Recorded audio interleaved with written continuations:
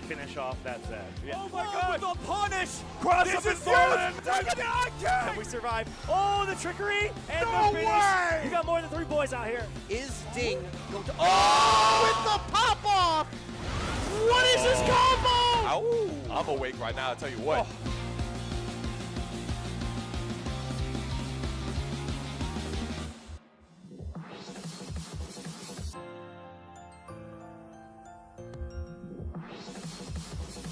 Let's do it!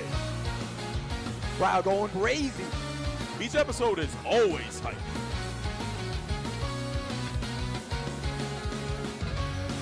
Double down! He died. Ooh! We got a banger on an event coming up.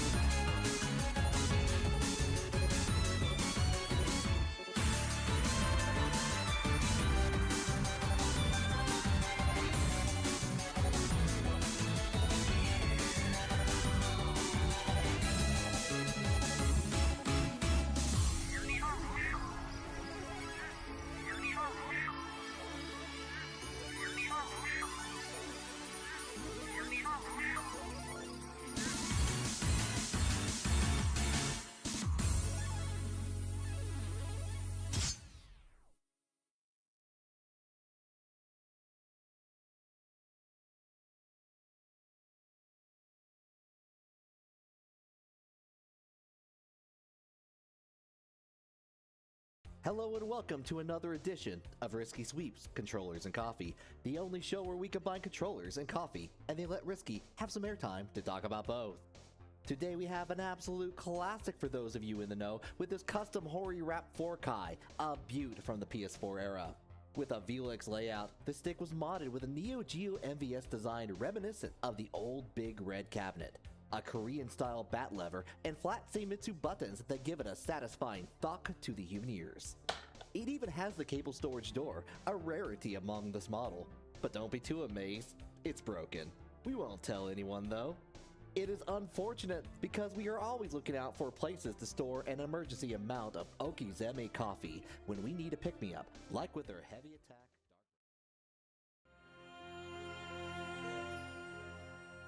Good evening, everyone. It is a wonderful Wednesday night for some Granblue Rising. I'm Kopi VT, joined by the wonderful Hollow. You're ready for tonight?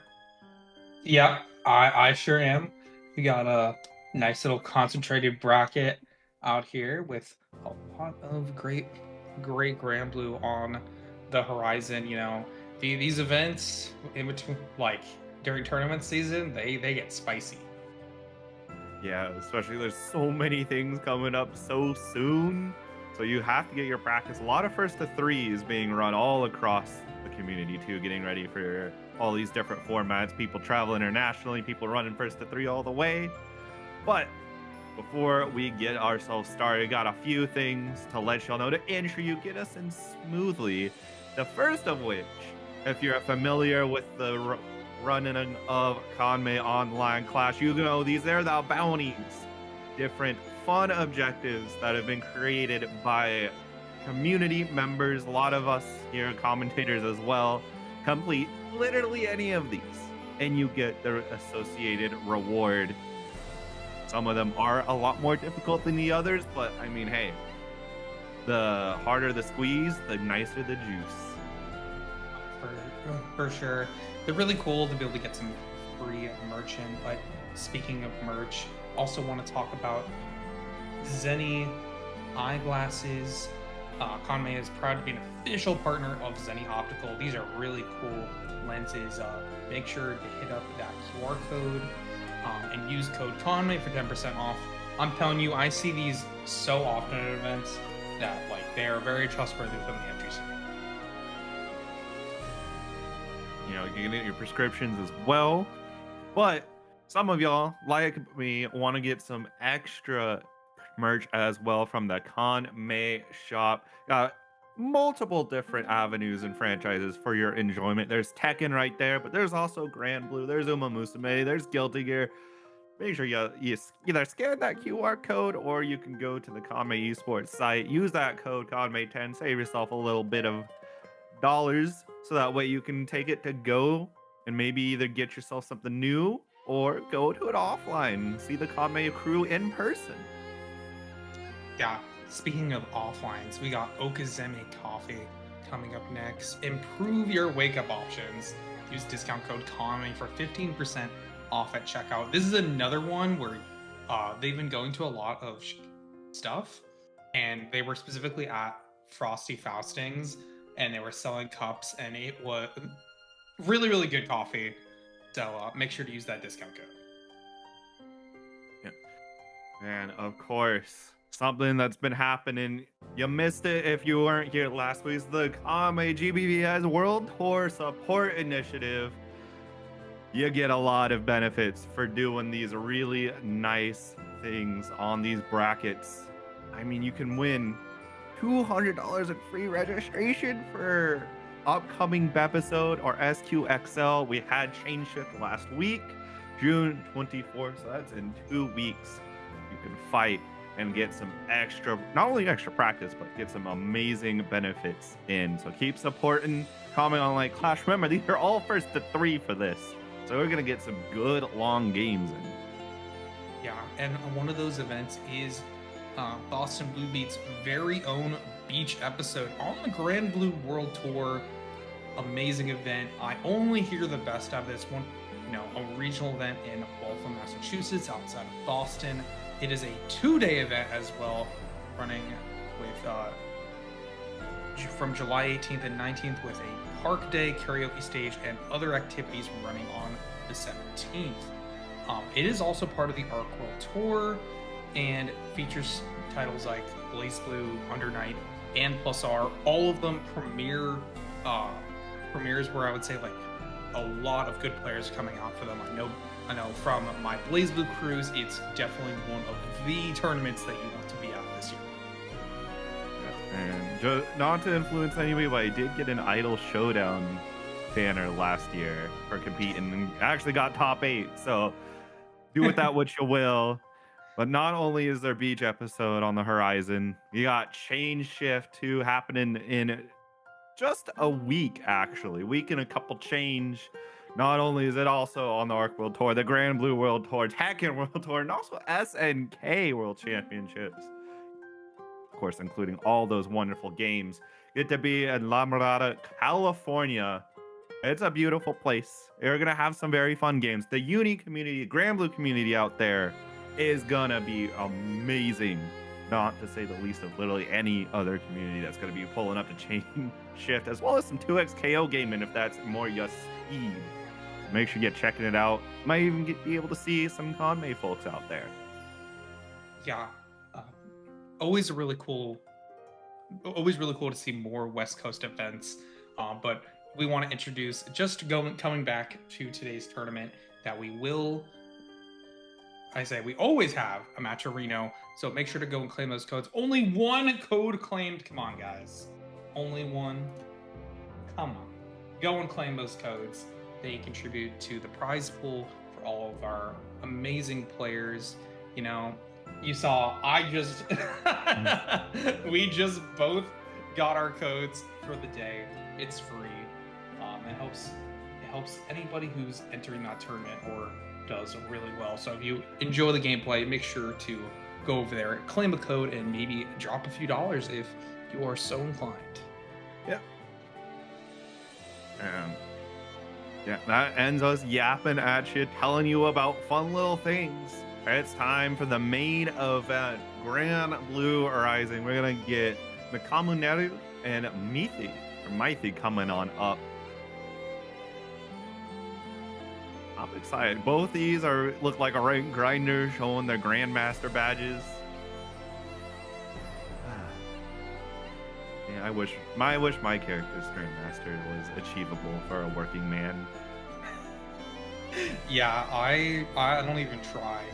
I don't think I'm good enough to compete on against some of the 2B or Versusian players that high. So yeah, it's also nearly impossible to get first for Narmaya on Grandmasters because you have the evil Koyao who is already at 4,000 crystals, by the way. Like, he just constantly grinds this game. It is quite literally self-harm if you try and get first away from him. When did the season start? Last week. Huh? I mean, I guess it. Look. I do also come from Street Fighter, where like people will get to like 2000. You'll be like, oh, the new stage has been like, and the next thing you know, it's like 2 days later, someone's already 2200 MR. It's just like crazy inflation when they start, like, even if they start at like 1500. So, you know, I guess that is what to be expected. It is more impressive in Granblue though, because you only get put back a certain amount of Street Fighter. In Granblue, you start from 0 again, if I remember correctly. Yep. So versus Vera. Here we go. Mythi and Makamuneru. Vera and Meg. All right, this is going to be quite a violent matchup. Both of these players probably not going to be wanting to block for very long, so we're probably going to see a good 5 games of pure counter hits.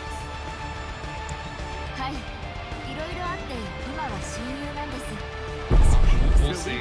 Up close action is also what these characters like doing as well. So both trying to hit that 6XL. He is going to be able to catch it off with your not able to get the full conversion.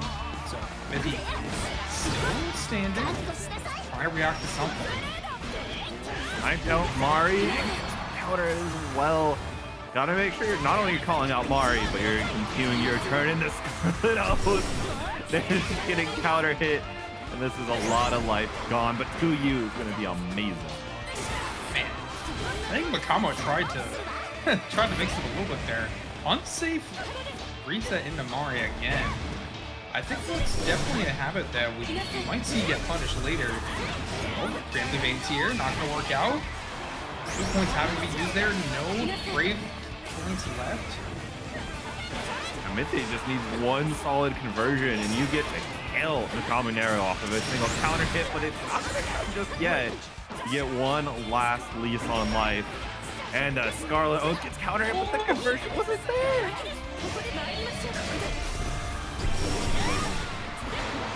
They tried to get the 2-on-4 up there in the end, but Makamuneru a little bit faster on the trigger. 6M is not going to snipe out landing recovery, but Mythi still holding really nice. Goes for the face setup, but not called out. Yeah, a little bit too far. He needs a break point that, but we are going to match the 5H and get the command grab off of the big counter hit. Wake up DP coming out from Kanme. Still, they are in install, so anytime they're back on offense can always be even more dangerous. Okay, plus frames. Oh, that's a risky SBA. Fully blocked and 668 to counter hit. Not SSBA, but it's still likely to kill. Do you have the Rowdy Makamo? Yeah, I think this kills. Yeah. Nice. Yeah. Having the right routing there is super important to be able to finish it off. You don't want to let them live in that situation. Or such a risky move. So, good stuff to Kanme. Mithy's being very liberal with the use of offensively using DP. So good on the Kanme for getting a nice little recognition, and then you get the massive cash out that may afford you in those situations. She's got enough movement to be able to get the 6-6 punish in that situation. So good to see it come out. Okay. They're trying to be so tricky in neutral. The way that a lot of times Meg can. Alright, we're going to the corner. Mithy trying to get some increased damage and able to set up for the Oki. Mithy might have been a Matera player in a past life with that 2-8 spot dodge for BC baiting purposes. And Grok, we keep it super simple. Yeah, good catch out from Mithy. Able to catch the momentum back, and they might just be warming up. This is the first round game of the day. Can always start off a little slower, so. Whoa, big 6-6 whip punish.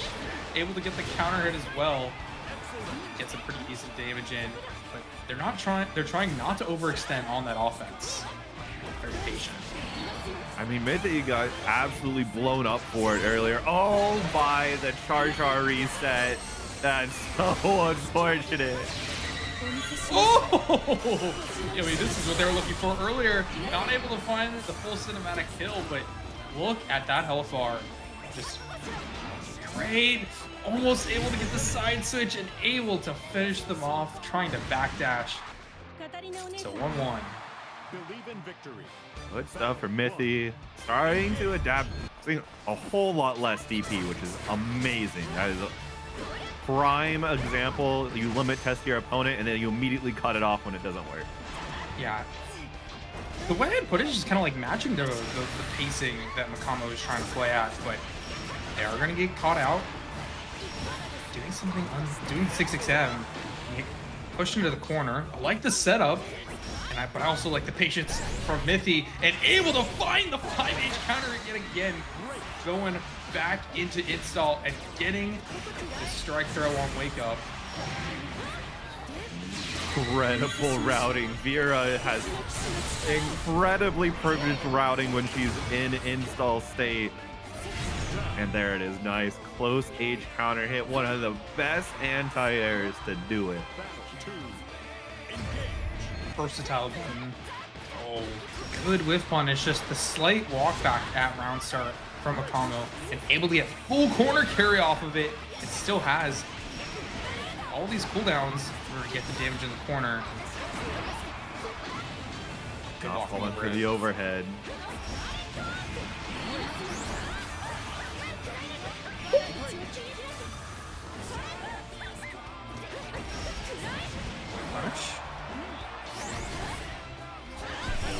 And yeah, this should be the kill with sufficient enough routing. And yes, Mithy's going for it. Over to the wall. No, we don't. Oh, too late. Preemptive DP as well. But not going to be punished. Makamo is still in the corner. 100 meters to their name can always be super dangerous. Yeah. You are playing against Vera, who has incredible normals, and this is the pain and suffering of not having that meterless DP.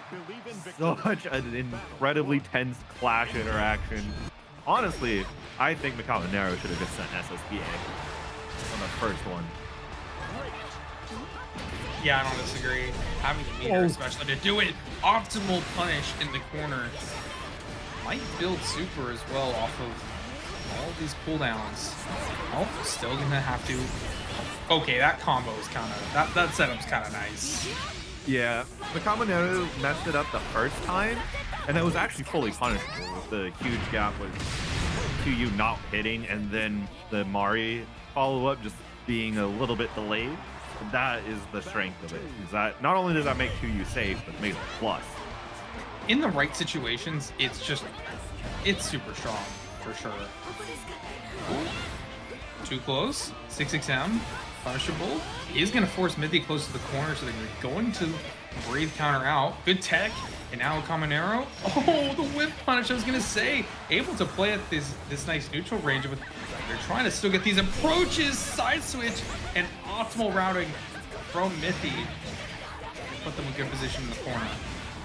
I like Mithy going for this routing instead of just getting installed. You kill your opponent on the next hit anyway, regardless of your state. And this gives you a little bit extra meter to play around with. Patience yet again, trying to bait something out. Finally, brave counter. Mithy slowly walking, but Kanonero going right back in.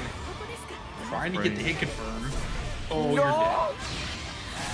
I'm so sorry, Mithy. It happens though. You get the SSBA and another round lamed, and that will be a tied set. Now it's 3. It'll be 3-2 at the end of it. Game 5. I could have final round actually. I mean, you said it before the game even started. A 5-game violence game, and we've had that. Okay, we're just gonna wake up and do that. You know what? Fukuhara allows us, so we will take it. Ooh. Spacing. Able to still find it, even that far away. Getting the strike though, turning up the temperature right now. Able to bait out the super as well. That is a round confirmed now. Amuneru on set point.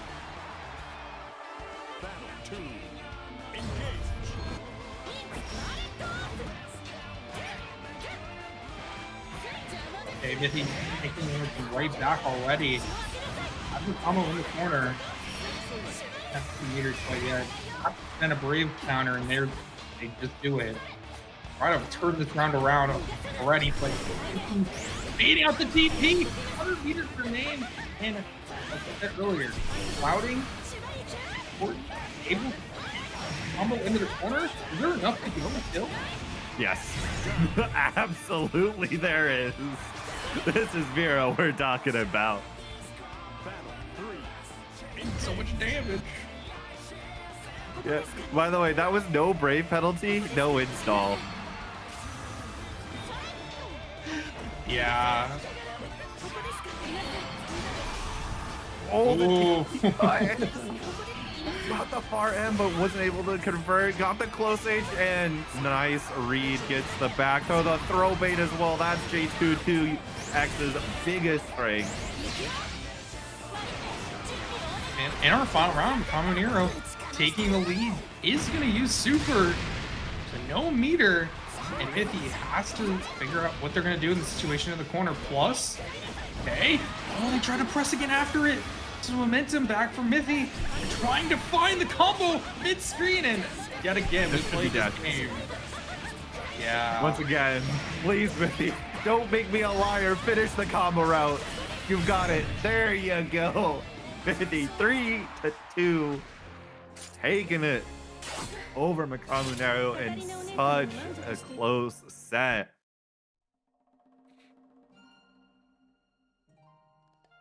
Yeah, that was really intense. It went back and forth multiple times. That was a really good set. Yeah, you kind of alluded to it, but they definitely share the same tempo. I think the main problem is neither of those two players are comfortable defending at their same tempo. On the screen, I feel like a lot of times if there was blocking, it would always then just be a brave counter right after, and that is always a sign that it's like whoever's brave countering is very uncomfortable and does not want to have to block. And I kind of get it. You know, these both those characters can do a lot too. I think, you know, Meg's more tricky than really like doing a lot of damage, but you don't really want to be in any mix in this game, and you have the ability to just brave counter out. But with Vera, obviously, she tries to nuke. Yeah, she will, and we've got other characters that will just nuke you if you give them the right situation. We got Anila from Macintosh, and then we've got Cagliostro from good old Rainbow Rocks, and we see round start hop get into a crouching counter hit. Oh my gosh, this is disgusting. What is this start? Coming out from Macintosh, and the damage as well. All right, in the corner, Safe jump. Immediately going to be brave countered out. Like the side switch. Rainbow Rocks trying to turn around the situation immediately. And playing at that spacing that might be a little bit harder for Anila to fight back at. Does have that 2U, but it is very committal. 668 is there as well. Tried to go for an anti-air. Unfortunately, Tag is one of the hardest characters in this game to consistently anti-air. She got air stall 3 different ways. Alright, guard cancel out. I feel like they would have been minus regardless there. Just trying to guaranteed send them back to the corner. But you have no points now, so you're gonna die to throw. Not that you wouldn't with a point anyway, but Run up half screen against Cagliostro. No fear in the world.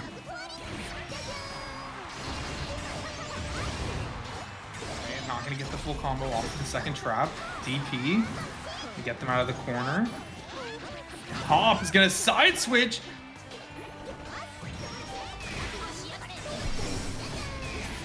Blocks the U-trap this time, just gonna brave counter, aggressive to keep Rainbow Rocks in the corner. You know, this is actually what you want to do because you can easily get a counter hit and then does spend for the confirm. So it's pretty expensive. Super jump on the throw bait, which means no punish. Yeah, you can see, even though they have the 2U there, they're waiting a lot because they just do not want to be caught out using that because of how high commitment it is. 5L, really? 5L just a challenge and gets them and forces them back into this corner. Has the meter maybe reverse this situation, but no time to use it. Macintosh takes game 1. Man, Macintosh is being brutal between the change-ups of Fluff 'em and Stuff 'em and Flock to the Future. Oh, and tries to go immediately with Fluff 'em and Stuff 'em, but that's a little too slow when your opponent's already pulling up. Ooh, that is a very nice shimmy though for Rainbow Rocks, and I believe this round is over. Oh no, one more. Combo limit is catching, overhead calling, and Rainbow Rocks takes their first round. Yeah. A little bit of a slow start to get into game 2, but this game 2 has looked so fresh and clean so far, and finally Macintosh able to start fighting back, but is immediately getting air-to-air back to the corner. DP out. Is this going to be another situation on repeat? That was a godlike teleport coming out from Rainbow Rocks. He had one more meter, I think, to really finish off the game, but... But it's okay. Rainbow Rocks gonna be claiming game 2 as quickly as Macintosh made game 1 over with. So did that U-hop hit and then they just didn't confirm? yes. Okay. Just making sure I saw that correctly. You did in fact see that correctly. U-hop's kind of a funny move. Alright, we're just gonna bait DP. We're too high to get hit by that. Spend to be able to get full corner carry and going right. Okay. I don't know if that was worth it. Like, sure, Macintosh will die on a single hit confirm regardless of 1-0, but you don't get brave points to counter Cagliostro's pressure. We won't even get to see that be a reality to live in because round's over.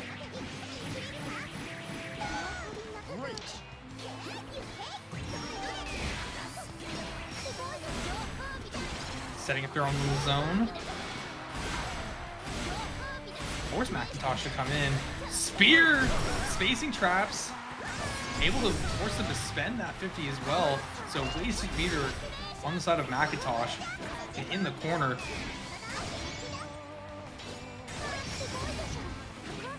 Oh, tries to shimmy. He's gonna take a little lap of the far L.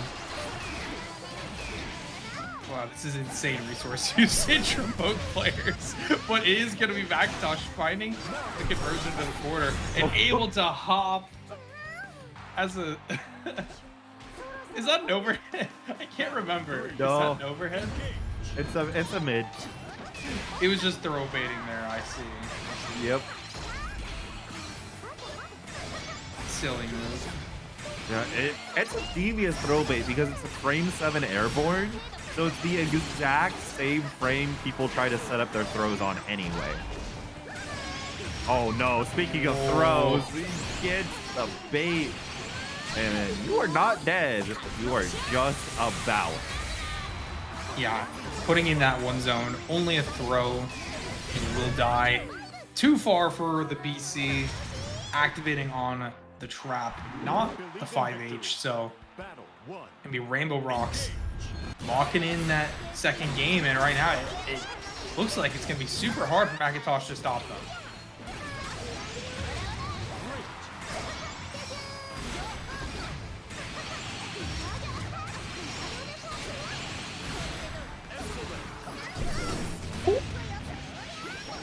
We just 2 units. I thought that was going to be throw. I was not expecting the run up close to H. And they're dead. Yeah. Rainbow Rocks goes to set point. Battle 2. Engage.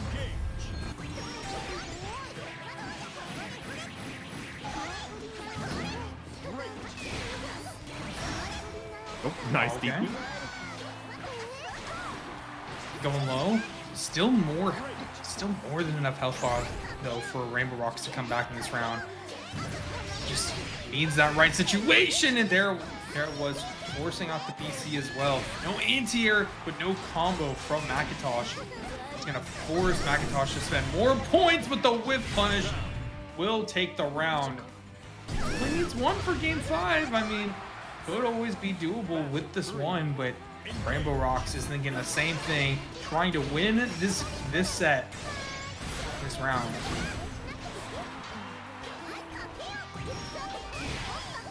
Before it gets too late. Spot dodge on the projectile right now.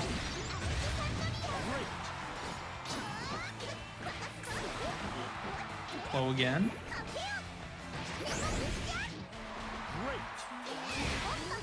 Nice brave counter back. Right now, Rainbow Rocks got a little bit of a risky business type of deal, being at 1 brave point. The U-Spear is going to be able to give a lot of advantage, though, potentially threatening the entire set quickly. Except Macintosh with the hop of doom and despair. Yeah, block button moment. Wasn't able to block the cross up. Okay, low again. Man, getting caught out a lot of times with these, and Macintosh locks in the game 5 after what looked like they were heading towards the jaws of defeat. Believe in victory. Battle 1. Engage. And once again, another game 5 tonight. We are going the distance, it seems. All right, ends the 5U, goes immediately for that DP to stop any inclinations of trying to take back your turn.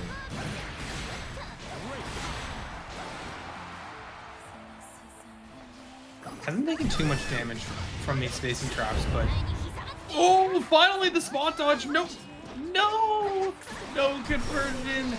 Is going to be able to bait out the DP, though, in the corner. Has full cooldowns as well, so... Taking so much damage from this, right into another guard crush setup. That's gonna be it. Macintosh goes on set point. Battle 2. Engage.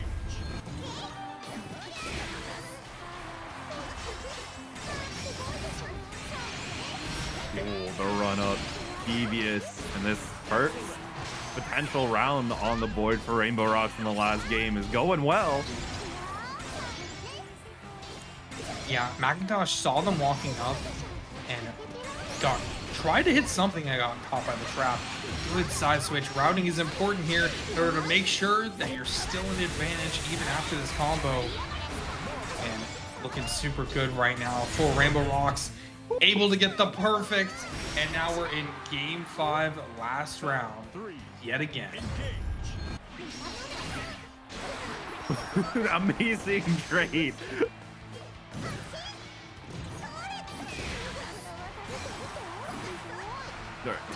I see your high trap, and I raise you to you for Macintosh to escape the corner briefly. Yeah, you thought I wouldn't. You thought I wouldn't hit it. I see you over there. Oh, okay. Whip punish. We can whip punish Marge like that. Okay. You know what? Maybe it is true. Maybe Macintosh does have extreme hatred behind these sheep. That's some violence. That was some violence. You flock to the future to kill your opponent, bro. I mean, it seems like everybody agrees. Malice in that gameplay. Malice in that gameplay.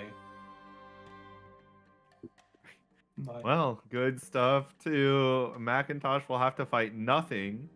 So could be fighting Ladiva, could be Charlotta, could be Gallant, could be a lot of characters. It's not going to be Gallant. Let me be real here. But we've got Ragger and Hikari Wraith. So if you like Anilla, congrats. And Ragger coming off of a Grand Mirror.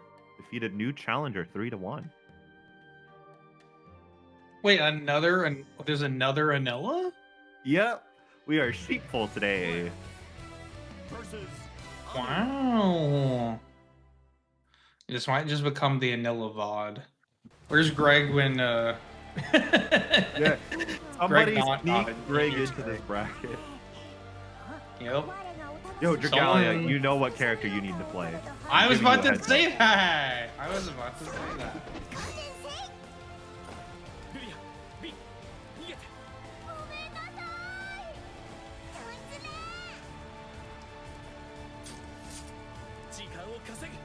Believe in victory. Battle 1. So we're in a basic guy competition. 5U. Boots on in, but it whiffs. Only a light punish to hop out of the corner, though. Man, Hop has been a menace today, going for the safe jump. Trying to keep this spacing up. But fight back, like staying in the corner, tries to get the 236U, which is not fast enough on the trigger. Ragger stuck in this corner, backdash, almost catching, but he's gonna be Hikari taking that first round in dominant fashion. Absolutely dominant. There's no other way to put it. Air to air gets crushed. Ragger checking the JM instead of the JL Hikari.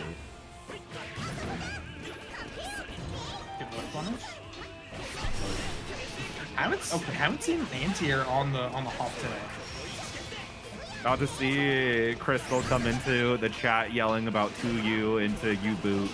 Oh my, LDP. Misinput. That was definitely supposed to be Reagan Lane.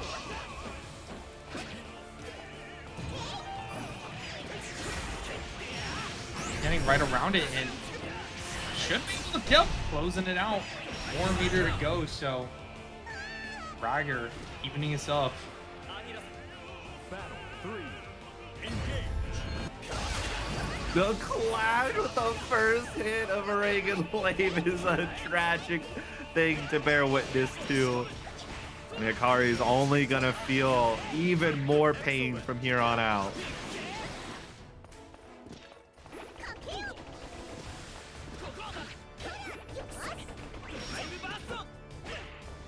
Save. Keeping them in the corner, DP eventually spent.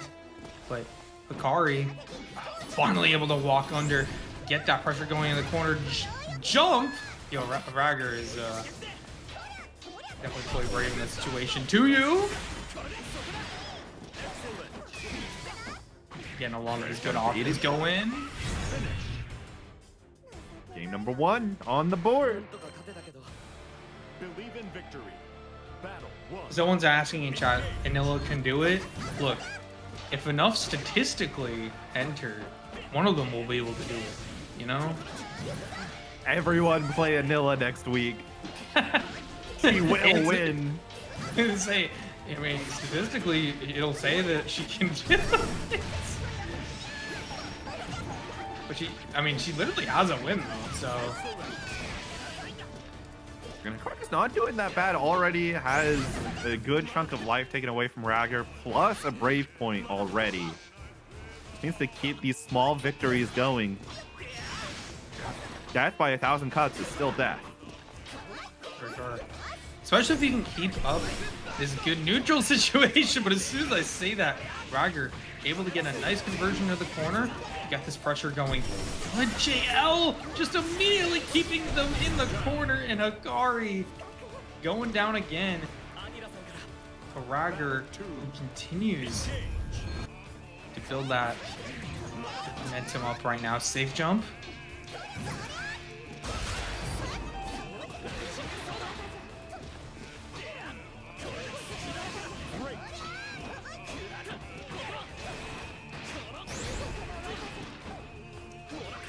Trying to bait something out.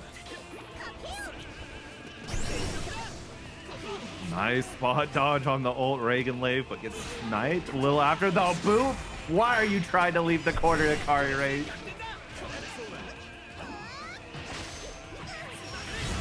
Ooh. Able to catch out just the right range. So Ragger 2-0. Hikari has been able to get on the board sometimes, but it really just feels like Ragger just has those right situations in mind. Because like Hikari will, like we talked about it, small victories, they just don't add up to actual round or game wins in the end. And that's what's important right now. You want to be able to put that on the board and make the most of your conversions. Ragger is definitely doing that. Oh my god. Charging up 5U, and you have the courage to try and 6XL. I applaud you, Hikari. There's nothing but bad roads down that area. Ugh. Big damage starter. Look how much. Oh my god, 50 to still go. Hikari needs it. And right here. To be able to kill? No. Needed that 2%. Able to get the super going, walk up UDP. Will set us to set point. Not the Zenni special.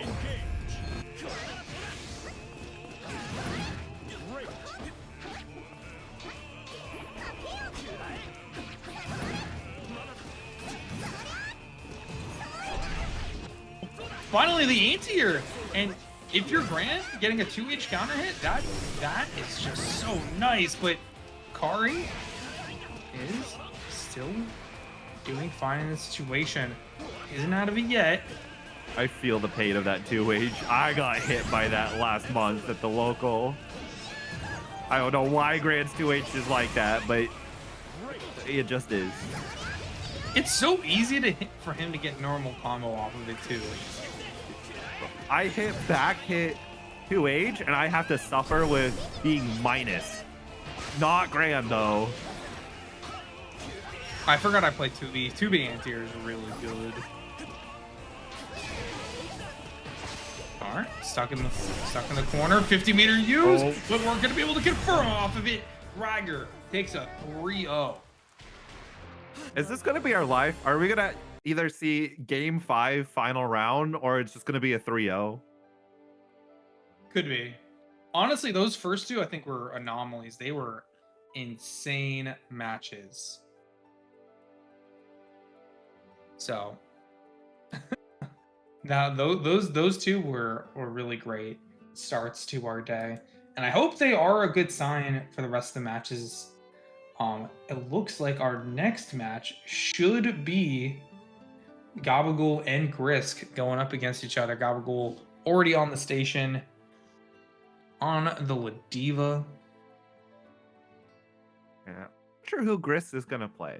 Could be Siegfried, could be near Luane. Excuse me. You had to talk. You had to say something. You had to ask. Oh man. Oh man. I am all confused. I mean, it's one of the best characters in the game. One of the simplest to pick up as a just, I'm picking this character up solely to win with. Especially against characters like this, where Wayne is especially good against. Yeah, Gabba can't be too happy about this one, but the life you must live. And we start with the 2U getting the throw. Being aggressive against Ladiva while she has no meter is fine and dandy, but it's getting increasingly more risky. And we Nice see a 2U out of the corner. That was JD.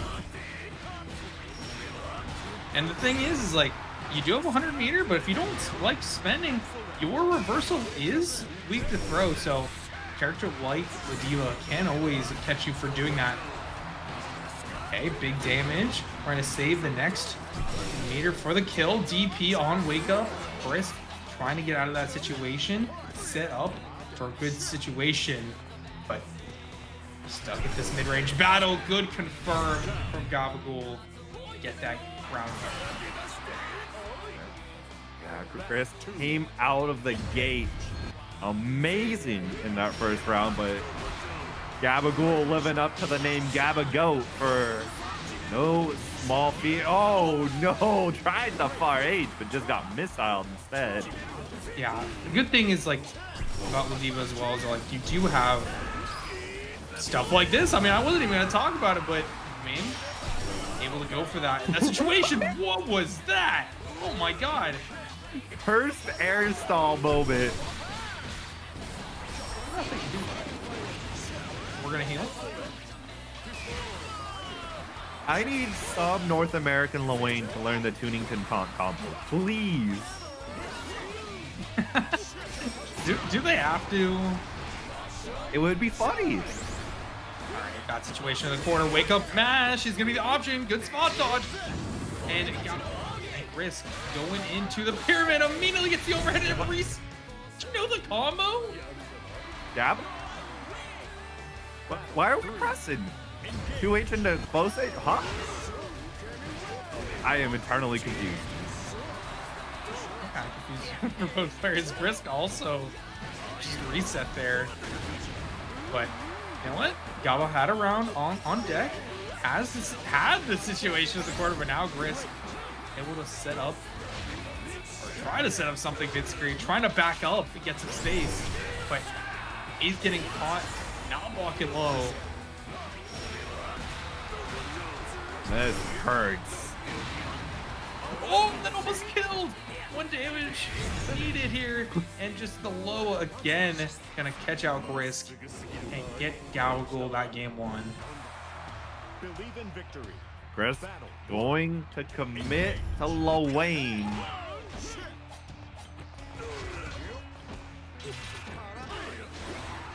I feel like when they don't get the boys, oh, okay. As you say, when they don't get the boys going, they seem to be struggling a little bit in neutral, but especially when we're at these ranges where Ladiva can fight back.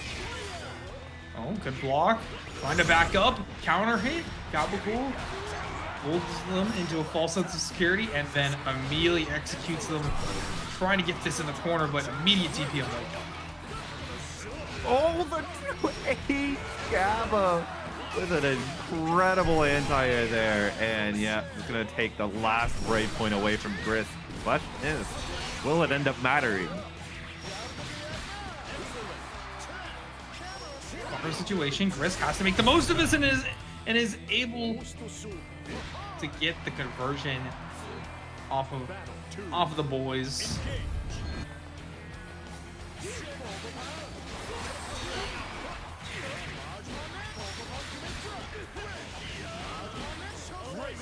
Does the headbutt get rid of the leader?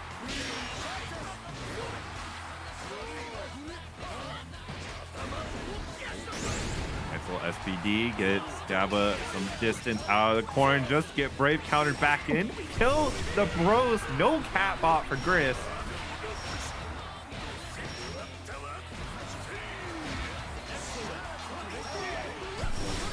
Gosh, on Wake Up. Try to call out a DP, but instead it's gonna be a big corner-to-corner combo right now. Good spot dodge and able to get the punish. Brisk evening us up at 1-1 after a very good recovery in that game too. Believe in victory. Battle 1. Engage. Yeah, so this means we're getting a game 5. It's not a game 3 out. We are doomed. All the 2 you whiff. And of course, easy to whiff punish button.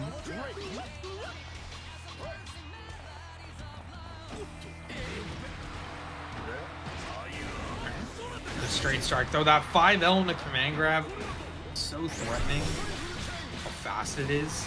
But Brisk is going to be able to find another good conversion to the corner. 50 meter, whatever they need in this situation. They're just trying to play out the mid-range, give them a little space, and punish them for doing something. 100 meter, though, on Gobble can always be super threatening, getting hit. They're willing to take that risk. Just barely whiffs and gets punished by the far M. Griff. The all lead has been acquired. Only a round, but this can convert into being a game lead pretty quickly if these SBDs don't become criminals.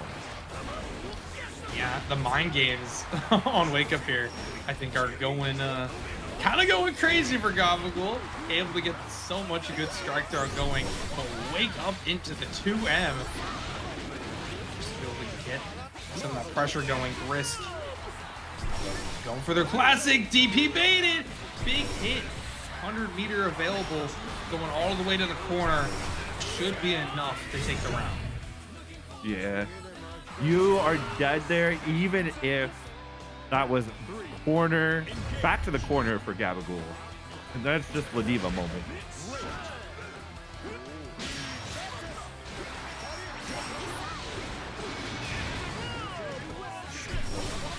Ooh, a bit too far. Risk moving backwards during the SPD. A reach, but this time it will. Man, I did not think that was close enough, but Gabagool knew better.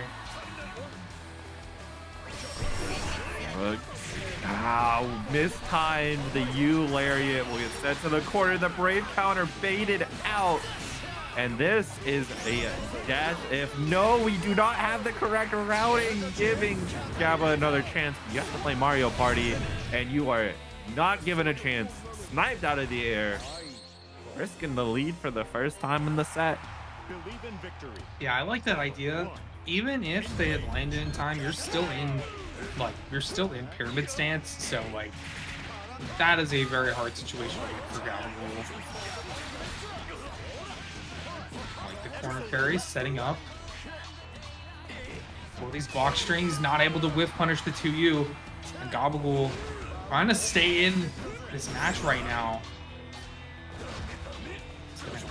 Taking a lot of these risks.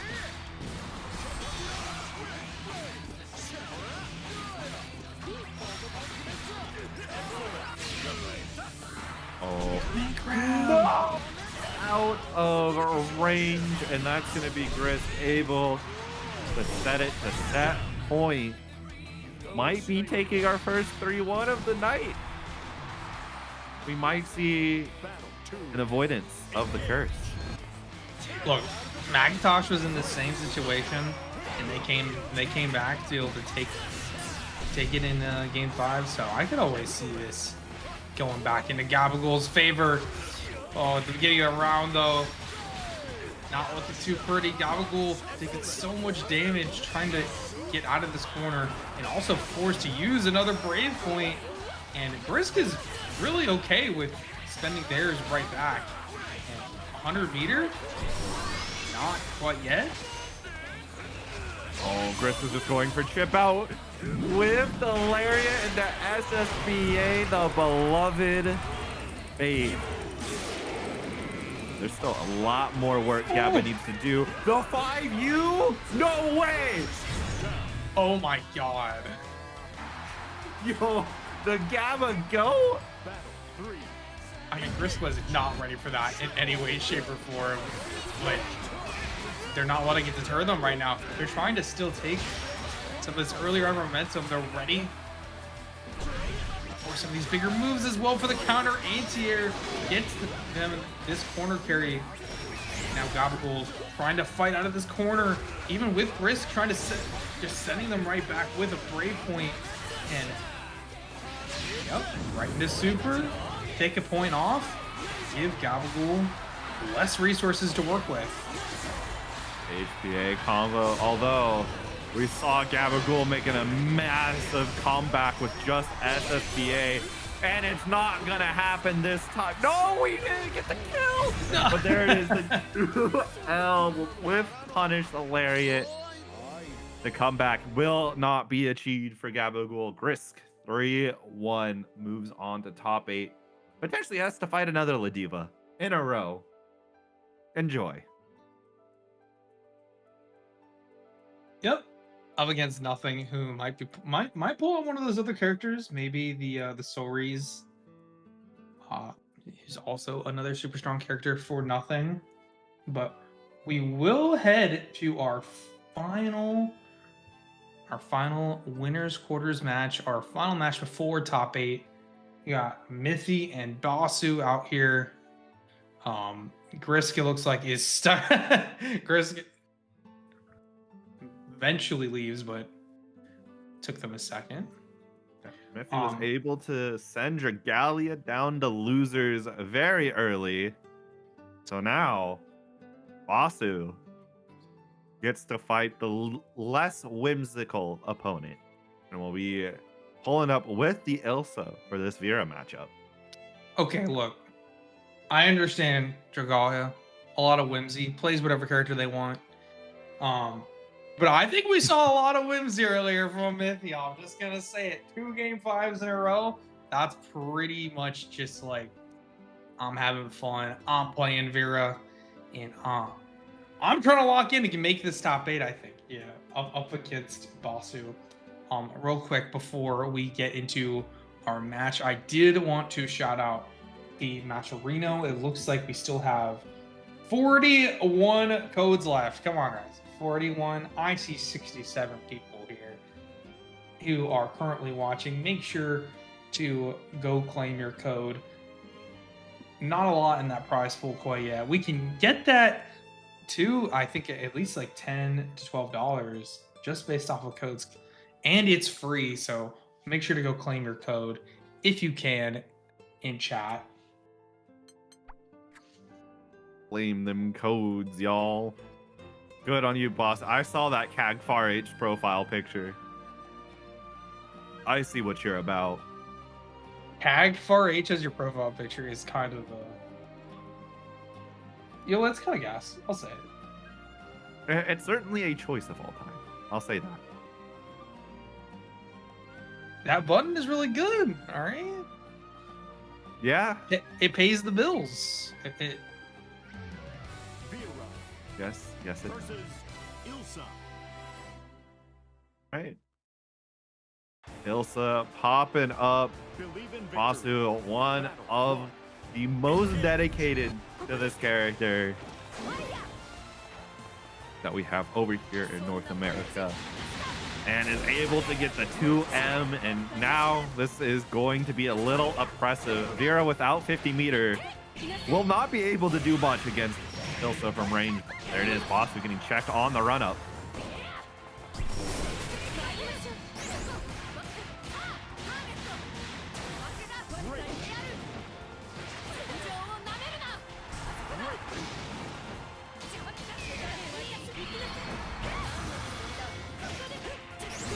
To jump to the air throw. Mithy though, ready with the JM to stop that crossover. And now, lots of pain and suffering as Basu takes round number 1. Mithy's gonna definitely have to overcome this back foot position. Oh, we try to hop up in the air. Does make conversions very awkward. Low stage counter hit straight into 5U. Basu, knowing that was out of range for the Raging Strike, opted to let Mithy waste a point. It's hit by the tip of Darkane, and a nice counter hit getting out of the corner for 350. You Scarlet O, the block punish. Now Basu completely freed from that corner. Let's need to be careful. There's still 50 meter. We're still against install Vera, and gets the throw bait we were looking for. You could actually die here. Never mind, Basu only kills me like that. I see how it is. 6XM though, Mithy holding firm. And a run up, just checking with the shoulder. Believe in victory. Battle 1. Basu up. This continues. Mithy definitely going to struggle here at the round start once again. Doesn't have the meter, but finds the 6XL. This gets everything started. Basu opting to end that pressure. Gets the brave counter, gets another throw bait, and this is going to lead to some devastating Oki. Missile is available if we're going to choose it. Nope, just reloads. And there was no meaty. In fact, Mithy with the wake up mash gets a counter hit, does not free for very long. Right now, Basu takes things a little more slowly, opting to let Mithy get some advantage going. Just a brave counter right back. Who cares about being at one brave point? You might actually care. No, Mithy, you could have killed, but it's fine. This should certainly be the death of Basu. Oh my gosh, you are cutting it so close, Mithy. You are playing with my heart. Still able to close it out in that round. So, all right, Mithy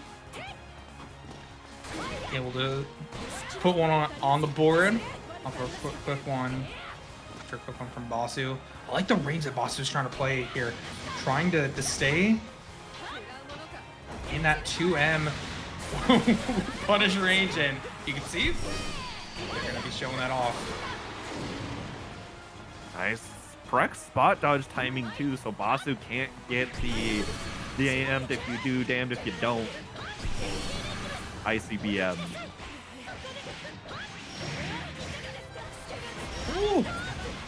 Long range conversion, 50%, just casually.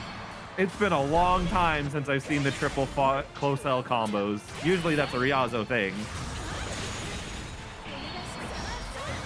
Oh, you're getting chipped out. Thankfully, the true strings stopped it, but the send on the spot dodge.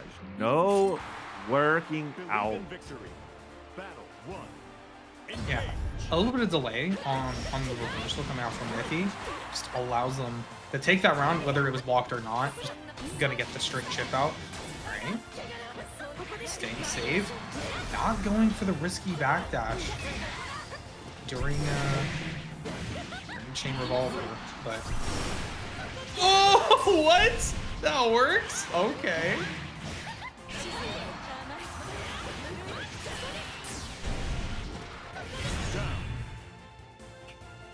Huge confirm for Mithy. Man. Now starting to really understand how Basu is playing. And this is going to be a very difficult opportunity. Basu's going to have to try and quickly make up a ton of advantage that is being lost right before your eyes. Optimal starter off the 6-6H too. In that situation, you just get so much damage, and now Mithy is looking towards this one-hit situation right now. For Basu, it's gonna be a wake up right into the mash. You go back to mid-range and you play off of the fact that Mithy does not have a brave point, right? Only has one brave point left, so get that increased damage. They're forced back into this blocking situation. 6-6H. Man, Mithy has found so many of those that game and able to take the lead 2-1 off of that. And now, in the lead for the first time, Mithy.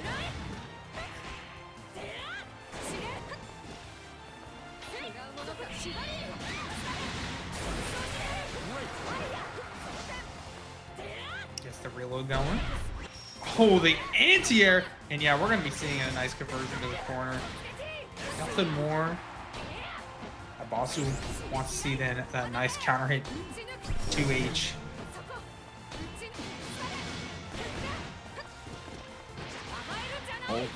Fades into just actually run up throws you. Plus, there's a UDP. He's going to be able to break free from the corner, get into the mid screen. Snipes out Basu with the 6-6M. Yeah. Able to get the 6-6 down, but really wanted to wait for that pressure. Basu just not biting. And then air from Mithy was in the right place at the right time to be able to get that nice hit. And now, no point used, but still just some free damage right now for Mithy and momentum. Safe on block.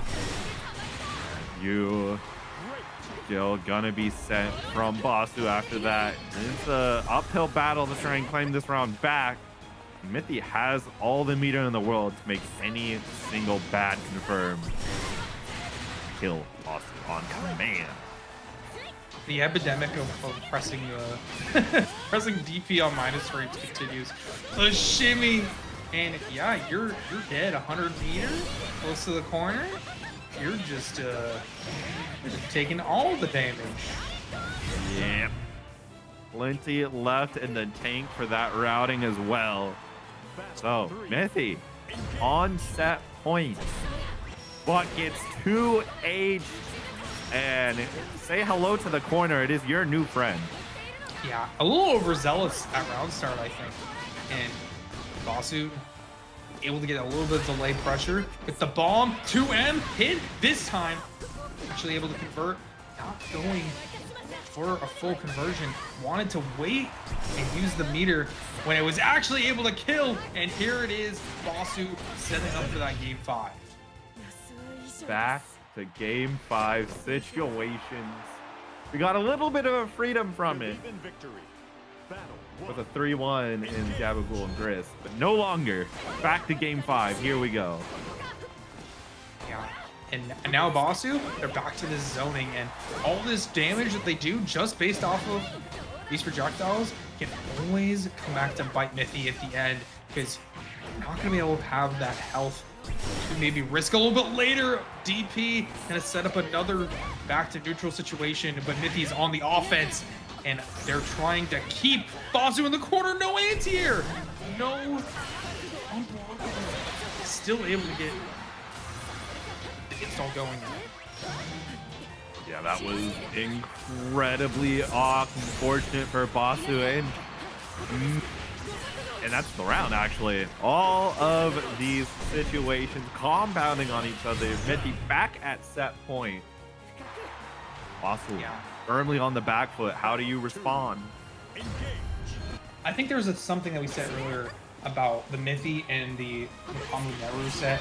I mean, we keep talking about it. It's pace. And it just really feels like the pace of Mithy that round was just too hard for Basu to really handle. Once they get going, it's just so hard to really know what you're supposed to be fighting back with. But here we go, big hit coming out from Basu, able to get the conversion in the corner. They're not doing huge damage, but still able to set up for this kill situation off the next hit and force Mithy to brave counter out of the corner. Oh, that's dangerous though. We're back in the corner. Immediate point usage from Basu. Oh, the close H hits. You get to live here, but this is just by the skin of your teeth. So much damage. And that is the set. Mithy 3-2 over Basu claims our final winner's side top 8 position.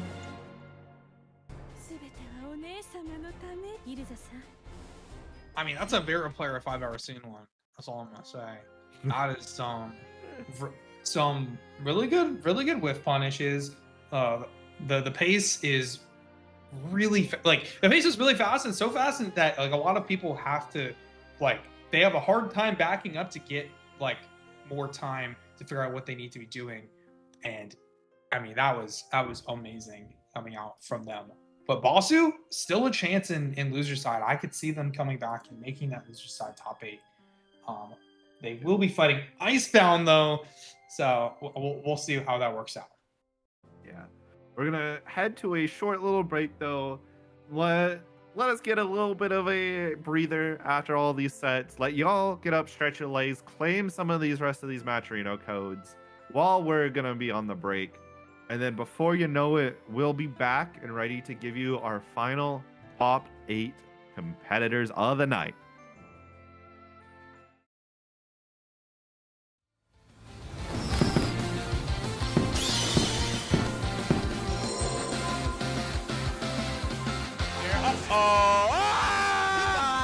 Teleport behind you. Another personnel kit. 260 starter. Hey, hey, hey, hey, hey, hey, hey, hey. Okay. No! That's it! Oh my god! What? Way to finish off that set. Yeah. Oh my god! The punish!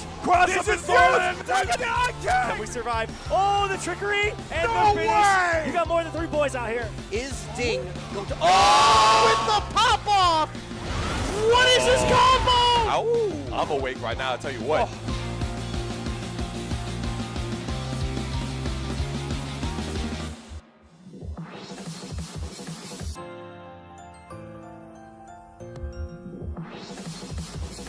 Let's do it! Crowd going crazy. Each episode is always hype.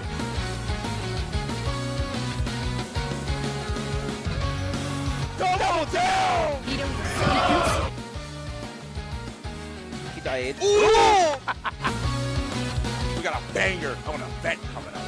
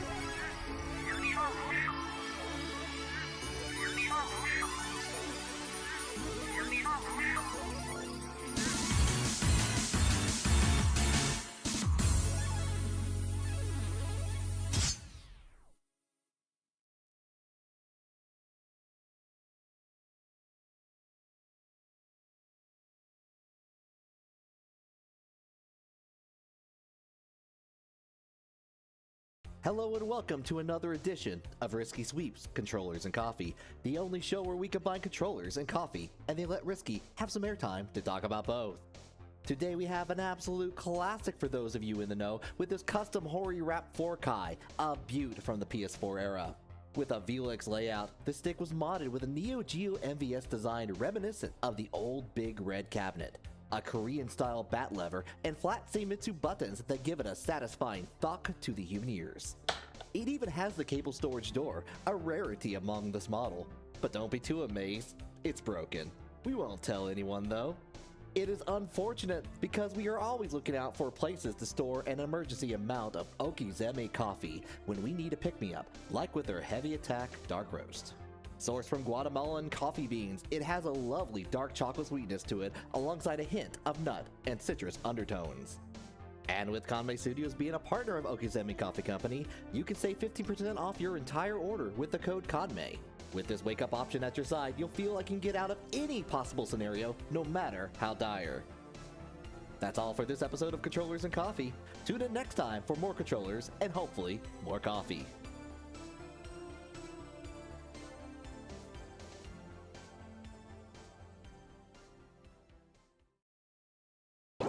am now going to assault your mind with subliminal messages.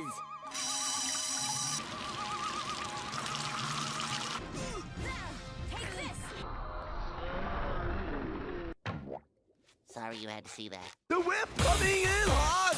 Letting him just save from the ultimate butterfly. He's definitely saving Granblue right now in this instant. Yep, the butterfly though will have a say here. Oh, whiff on the anti-air and Vivi.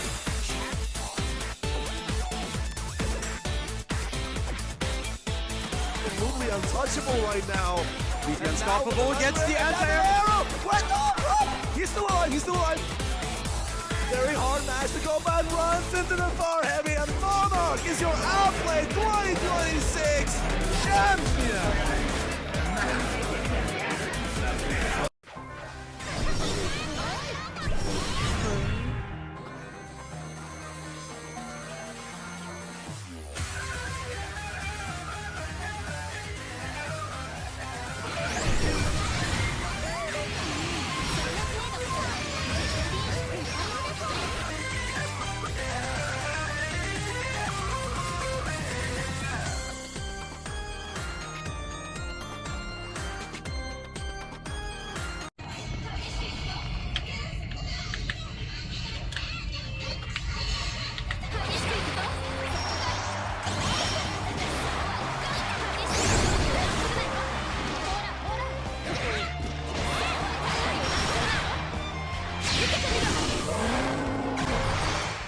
You know, there's something weird about this game. It doesn't feel right.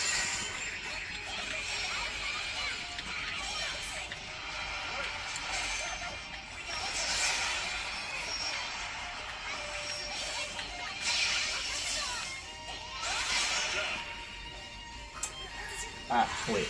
I think I know.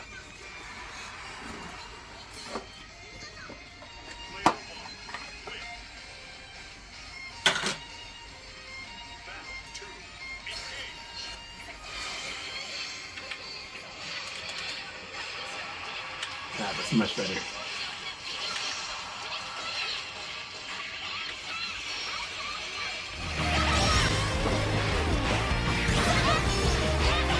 Nice try!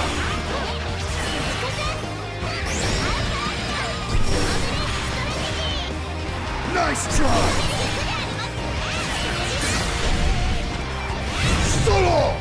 素晴らしい結果ですね、ハルズ様。この調子で一緒に頑張りましょう。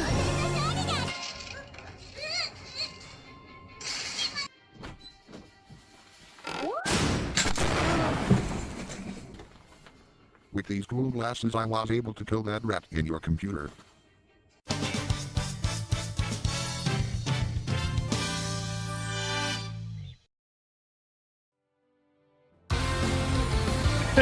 Hello and welcome back to Kanme Klash Granblue number 27. We've got our top 8 mostly ready. Losers is figuring itself out, but we do have our... Oh, actually, it is mostly figured out. It's just Basu and Icebound fighting for that last spot. But we got Mithy and Ragger, as well as Grisk and Nothing. So I feel like this is a pretty open winner side. And then on the losers, it's Rainbow Rocks versus the winner of Basu and Icebound. And then Macintosh and Gabagool down there battling out to get further. Yeah, it is. I mean, Mithy and Ragger are making some of their breakout performances tonight. I believe this is the best. Yeah, either of these two players have pulled up in a tournament of this kind of caliber. Star GG does not want to let me see all of their histories. Yeah, Ragger made it 9th place and then 17th in the last 2 Kanmes that were participated in. So now you're in top 8, making yourself some really good advances in your skill and show. That's what it's all about, baby. I do want to give a little fun fact about specifically Mithy, who today took out Dragalia But fun fact, yesterday I believe this was yesterday, in the last tournament that they entered, it was literally yesterday. They went to Game 5 versus Dragalia, and then lost. But today they went to Game 5 and won.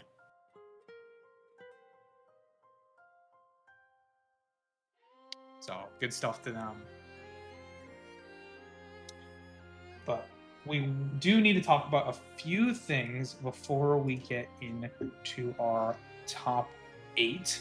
And first, it's going to be bounties. Yay! Look, I don't know if I've seen anyone go for these today. I don't think we've had. Maybe that's alchemy. We might have actually seen that earlier. I can't remember. I think we still missed out. But you can always get some free little merch from these, such as stickers, keychains, posters, you name it. Just all really cool little bounties that if you go for, you can get some free merch. So make sure to pay attention to those. Yeah, and if you need yourself some new glasses, whether they be blue light, whether they be sunglasses, whether they be your prescription glasses need an update, Zenni Opticals got you covered. And not only that, they partner with Kanme Studios to give you a little bit of a cheaper experience on all of their wonderful glasses. Use that QR code and then use code Kanme, or just go to zenni.com/Kanme and get yourself a new pair, or maybe 2. Yeah. And then speaking of Kanme, we got the Kanme shop. Use code Kanme10%. Kanme10 at checkout to save 10% on your order. Lots of stickers and keychains on their art store, so make sure to check them out. And if you need a little extra help in your wake up option, because I know a lot of y'all got bad wake up options, check out Okizeme Coffee. Partners as well with Kanme, provides great coffee, and you can use code Kanme at checkout for 15% off your orders at 20 or more. Yeah. And then going into the Kanme World Granblue World Tour Support Initiative, get first place in our special Kanme Online Klash brackets on specific days and win $200 plus free registration prize for a tournament that is part of the Granblue Rising World Tour. And these events, we'll be talking about them more, but amazing events to be able to win some free entry to. So look forward to that. And of course, if you are going to be in the Waltham area or can make it out there in the middle of July, the 18th and 19th, Boston Blue Beach episode is the one stop for you. Not only is it a 4-star qualifier event for the Granblue Tour, but they got so many other games. Of course, you have the Boston Quadrinity, you've got MBAC, you've got Uni, you have Plus R and Sailor Moon, but you also got Blaze Blue, which is a huge event specifically for this area. And then of course you got your big name brackets for Street Fighter, Tekken, Strive, and 2XKO. So get yourself over there. It's a great time. It's a actual walking distance away from a Costco. Enjoy yourself. Yeah, and getting into an event all the way across the country from that in La Miranda, California. Chain Shift is coming up on June 20th to the 21st. Look all these games they got on there. It's going to be on the Arc World Tour. It's on the SNK World Tour. It's on the Tekken World Tour. And the Granblue, it's going to be a 4-star tournament. So make sure to tune in or be there if you're in the area. It's going to be another sick tournament on the West Coast. It's always cool seeing West Coast people come out since, sometimes it can be a little bit harder. So make sure to check that out. And of course, finally, we've been doing a lot of good work getting these codes claimed. And not only that, Risky Sweep with the amazing $10 dono. We love you, homie. Make sure you claim these codes. There's 36 of them left. We can claim them all right now, I promise you. and these players will very much appreciate it. Yep, they sure will. And getting back into our first match, we are going to get Grisk and Nothing up next. It looks like Nothing will be locking in on the, not on the, my brain said Narmaya. It's definitely a Wednesday. Yep.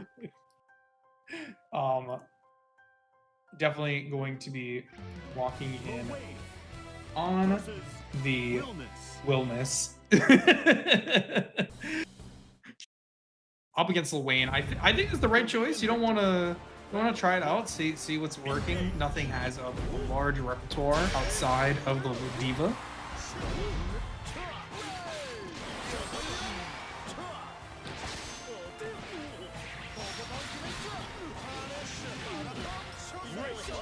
Just starting out, I mean, Grisk, just so much pressure already into the corner. Like the start, trying to get the whiff punish, but I like how patient they are as well. Nothing, trying to let Nothing make their own mistake, but okay, I was gonna say forced into the corner, but we're gonna be able to get the side switch. Grisk might be able to get this Oki in the corner, 100 meter on Nothing, and SSBA available. So don't want to take too many risks. I mean, this is Willness we're talking about. Grisk could have actually been dead if the U-Bro wheel didn't come in clutch first.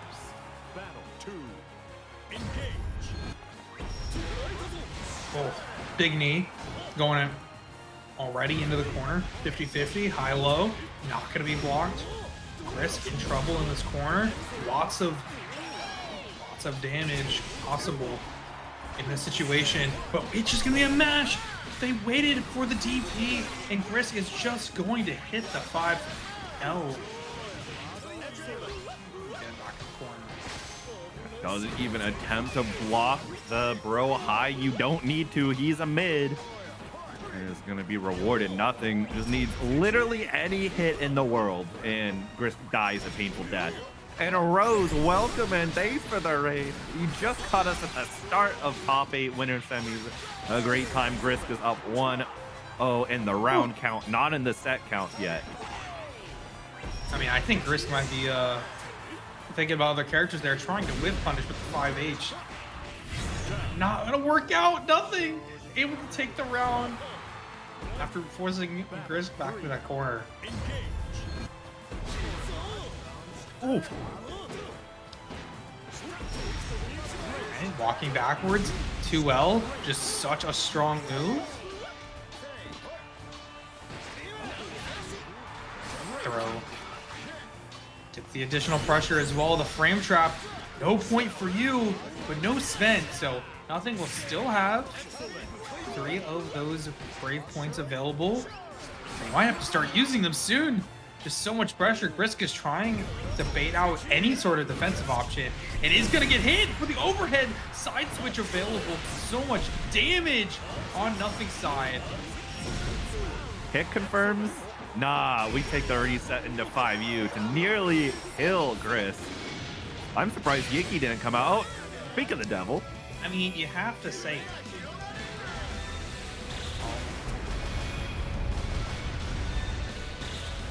at the very least, even if you don't get the hit, you want to, able to get the unblockable. Yeah, at the very end, too. There's a chance Nothing could have punished Yigi, but unfortunately for Grisk, chose a risky 2U and gets punished for it. The game 1 lead. Still looks like it could go either way, though. Oh, Knee's just so good at getting through the boys. Right to Lil Wayne.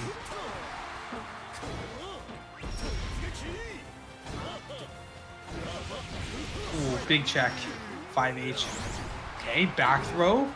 Not going to have this corner pressure going, but is going to be able to punish them if they try to walk backwards. But speaking of walking, a low coming out from Grisk will send Nothing into that corner. A dangerous OP situation. No attempt to anti-air, gonna BC that gets blocked. And Grisk is in a bad situation right now, and that could have killed, please.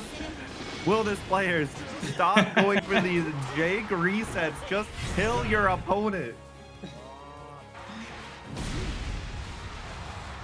They'll kill the opponent at the most random times too. Just like whenever they get the big hit, but whenever they get the hit that makes sense. I mean, we're looking for that reset, or we're not looking for that hit confirm. Ooh, good frame trap. Should be able to get the side switch off of this. Yep. Roll forward. Just right back into the corner.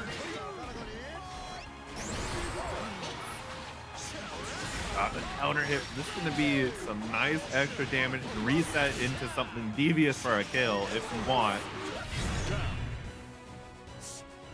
Tricky looking. Nothing out of nowhere. The low always hits first. Already in the corner. Finally a check and able to get the punish with Catbot. Nice hit, but no hit confirm.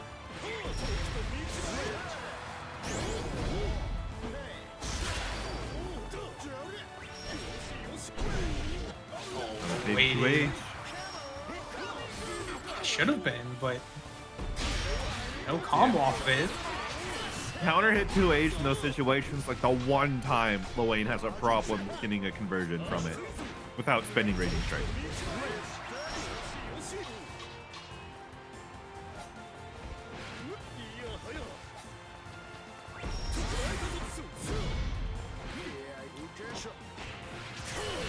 But that's it, they needed nothing.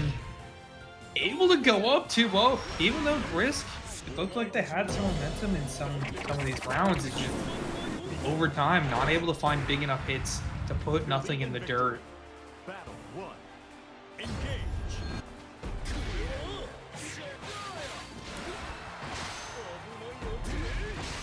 Oh, good spot dodge. Still gonna tech.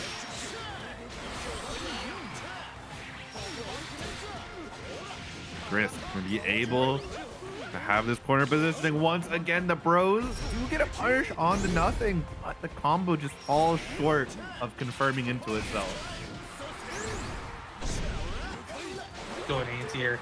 Patience, but I feel like the conversions off of the inters are actually more important than Risk thinks, because not being able to get the corner carry off of your big counter hit is just, I think it's costing them partially.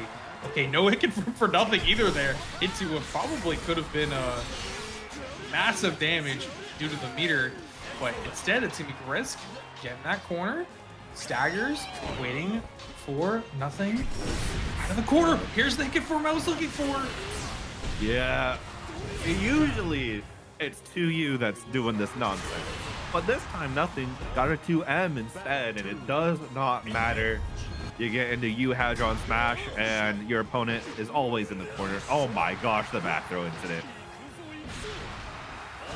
This is set point, so Risk really needs to find something out of this corner.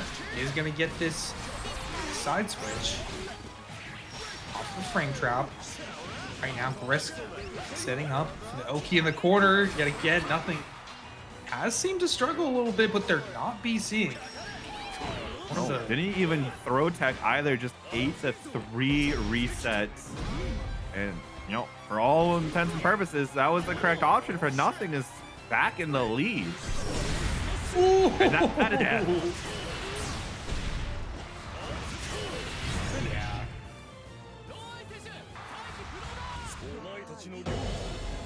Nothing taking it 3-0 over Grisk. Continuing our curse of tonight. Only 1-3-1. Only one. And extra fun fact, every single set in losers has been 3-0 as of right now. It has. Oh my god. You know what y'all must do, Rainbow Rocks and Basu, and then Macintosh and Gabba. If you break it, I got words for you at the next offline I see you. Don't win or don't lose. Win that first game and keep going. Don't let it go to game. Well, yeah, don't let it go to game 4. Exactly. All right, well, this next match is violence.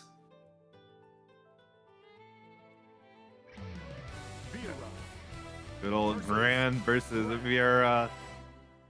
We have a set of good normals and explosive damage.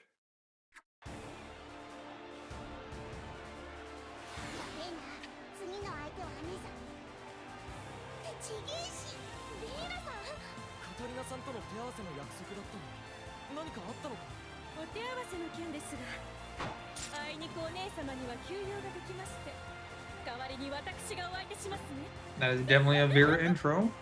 Believe in victory. Battle 1. Engage.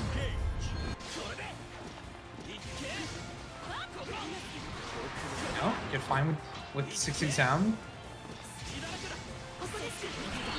Nice exam. Yeah, just going back and forth. That's going to be a very good conversion coming out from Mithy. Recognition there. Oh no! We got counter hit by Raging Strike. No, why did you? Oh my god. It happens. Battle 2. Engage.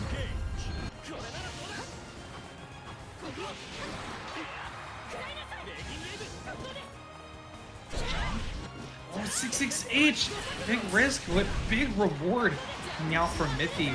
And Rager taking 50% right off the bat on that. Good catch on the roll. Just not letting him exit the corner. 50 meters spent from Rager and nothing to show for it.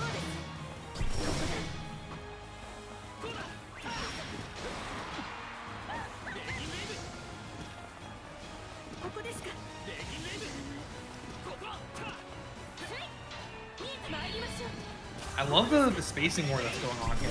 Trying to not get caught off by each other's pressure, but that is going to be Rager able to force into the corner. But if he just jumps right out, uses that point, and now in that perfect zone for Vera. Rager Just trying to be oppressive with Reagan Lave. But Mithy holds firm. You might be able to lift here. No, too close to the corner. And it doesn't even matter anyway, because you Dark King came in clutch. Believe in victory. Battle 1. Engage. Yeah, solid win here for for Mithy. Just never letting go of that momentum, even when they might have been in a bad situation. Just coming back calmly. Yeah, good game plan. Big 6-6-H, and you get a combo off the juggle to you, picking up in this situation as well, right into install into meaty. I didn't think that was gonna be plus, but it was. Vera has some of the most cursed frame kills you will ever see in your life, and that is one of them. Battle 2. Engage. She's one of those characters where, like, you think you've seen it all sometimes, and then she's doing some weird stuff. I actually want to see a competition between Vera mains and Ladiva mains to see who has the most cursed frame kill setup. Plus, trying to yeah, there we go. Rager hitting to you. And that was what Mithy was ironically looking for. They were trying to get them to press something in that situation, but Rager able to stay patient enough. Fine. DP on minus frames. Yo, Mithy mashing on wake up against a 5U charging Grand. I don't know if that's bravery or if that's arrogance. We haven't seen Rager actually let it go today, though. Ooh, it's going to be a good conversion in the corner. 50 meters still available, but combo limit is reached, and that's going to be a meaty 5L. And Rager taking their first round of the set. Battle 3. Engage. Definitely found a foothold and gets the jump in. Scarlet Oath not going to help Mithy here. Yeah, a bit belated on that reversal. And now Rager it's their turn to be on the offense. Get into this range. Oh, trying to BC out of the corner, and Mithy is just so far down in terms of health, but this is a good start. Able to get SSBA as well. We just for a lot of damage. Brave penalty plus the setup. It's one throw. Going for another Luminaria setup. Not gonna find anything, but Racker's at such a low life total. You risk a DP.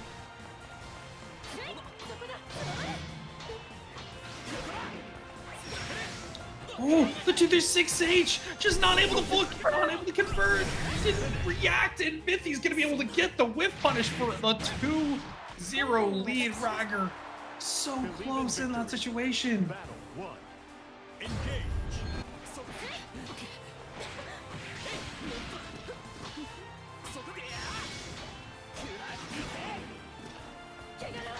Oh, no 2H from Ragger. I'm actually shocked, seeing as we saw a criminal 2H against Hikari Rave. No 2H in kind of not situation. Very careful play. As soon as I say that, of course, the 2U be able to get the conversion towards the corner. Mithy spend a 50 and get a really good hit off of that fairy. And now in the corner, just going for the throw. Only needs one more in this situation. Ragger opting to tech, needs to, unless they're gonna die. Back throw situation. Very dangerous players. Ran right into the U-Regulated. You know, you might have killed people from a lot of life, Mithy, but it's not your turn with the damage. Mom said it's Ragger who gets it. Yeah, it's been hard for Ragger to find those hits. Ooh. I mean, if we're close to the corner, that one would have done insane damage, but it's been hard for Ragger to find those right hits to get the kind of damage you need to be able to match Vera in this match. But what you're really looking for is some good neutral wins, and Ragger just being forced to take risks on defense to try to get out, and you are very dead. Yeah. Mithy now on set point, looking to make this 3-0 streak continue.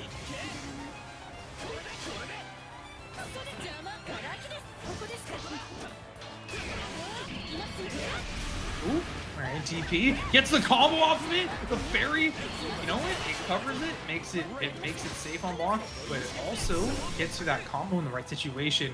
And now Ragger needs to fight back. A small health lead. Get some pressure going. Good hit confirmed.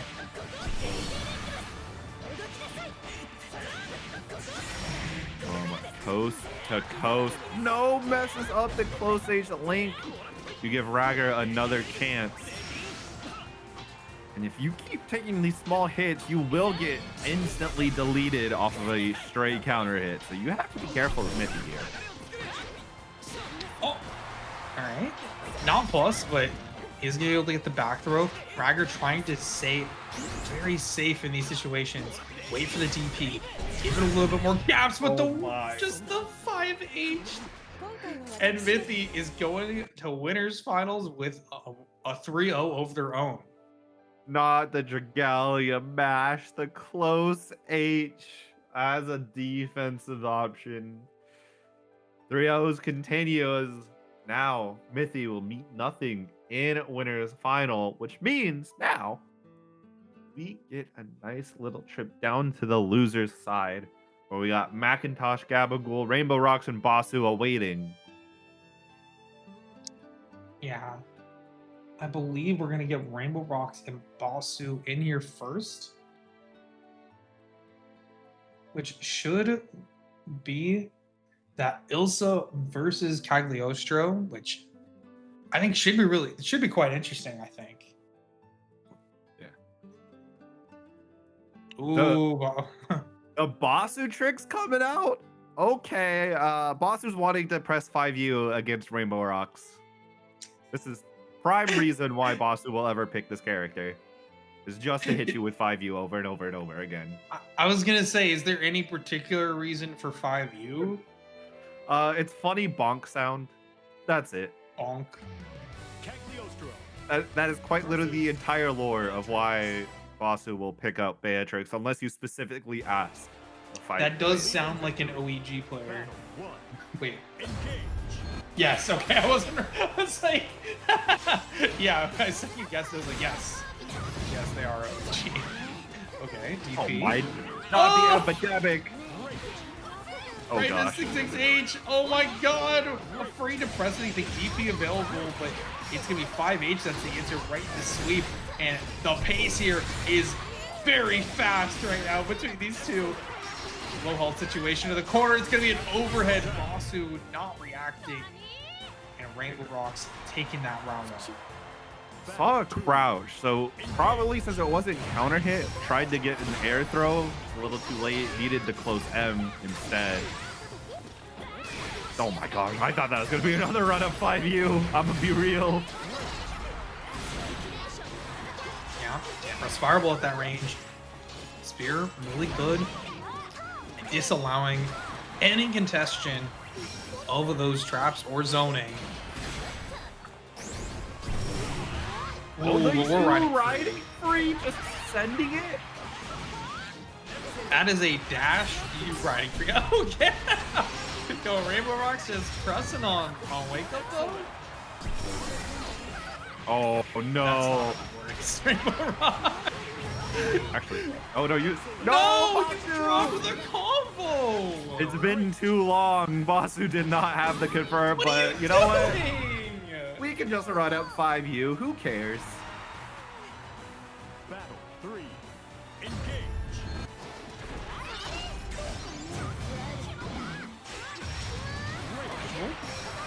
And we'll set up into some Oki.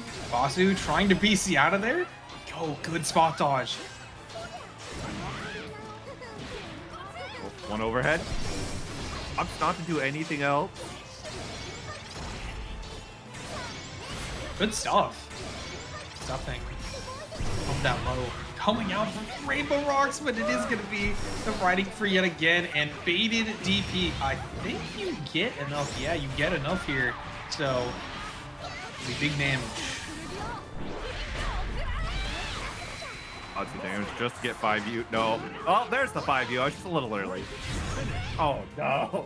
Why does he do 5U into 6H every time? Because Rainbow Rocks is getting hit by it. That's why. Not 6H. I believe that's the overhead. 667. Yeah, it's 667. Very powerful, I think, for this character because it looks like 6XL as well. It's spot dodge. No, why? I think we're gonna see more 5Us in this set from Basu than we usually see flips from Degalia. Oh, what are you doing? No! Yes. Not like this. Not like this, man. Oh, there's the mash, finally! Able to able to get it going. We're gonna convert into the corner as well. Set up for some Oki with the traps. Yeah, extra plus. Where you going, Basu? Can't go anywhere. This is Rainbow Rocks' time to get around on the board. Battle 3. Engage. I was fully well expecting Riding Free to punish that. I'm gonna be real. Yeah. I thought Riding Free would also be a tier there. Yeah. Can't spot dodge that. Yep. There's a trap there. Building up the rock. Safe jump getting called out. And oh, okay, we're just pressing. And honestly, it makes sense given past history.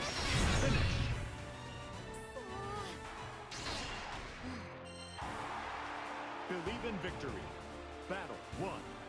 Engage. Alright, this has to go to game 5 now. Oh no, the MVP gets baited out.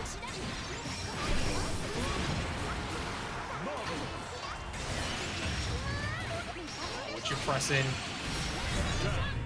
Rainbow Rocks in full control on offense here.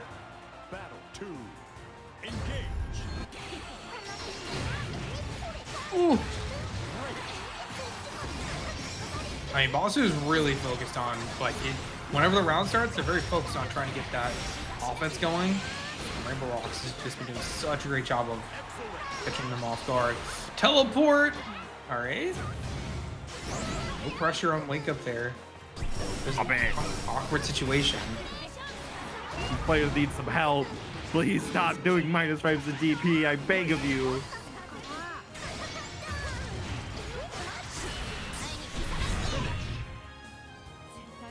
What do you think he did on Wake Up there? Something that was not supposed to work anyway. But Basu, it would have been hilarious if it did. Believe in victory. Battle 1. Engage. Stu H? Idiot. Just going for the BC, but Basu back on the offense. Able to get this momentum in the corner, but no called out defensive option from Basu, and Rainbow Rocks taking control yet again. Wow, nice block for the low ender, but Basu getting the breast sword. Here comes the first 5U. That was going to be the second. Here's the third that actually works.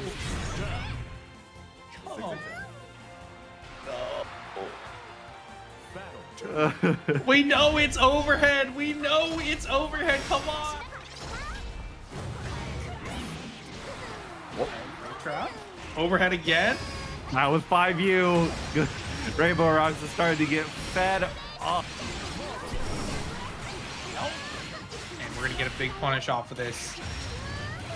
Matrix's UDP is notably incredibly hard to outspace. That thing travels far.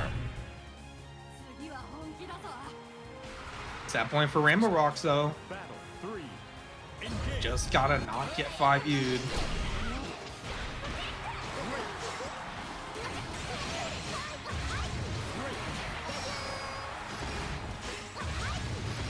Trying to move forward in that situation. Basu getting caught. We're gonna wake up with you riding free. And beat the no! Basu, that's like minus 50. You don't need to go for the hard to confirm route.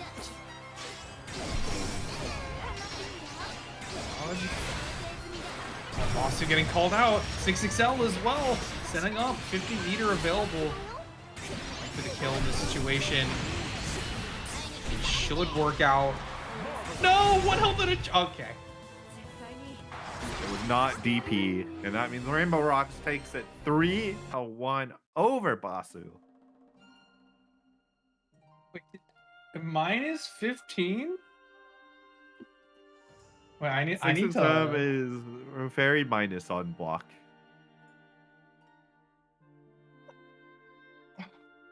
They won. They won. Basu did some funny things, that's for sure. What matters is that you didn't lose the set. All right, that's all I'm gonna say. We take those mentality. If it was money line out loud, Excellion, when do you laugh?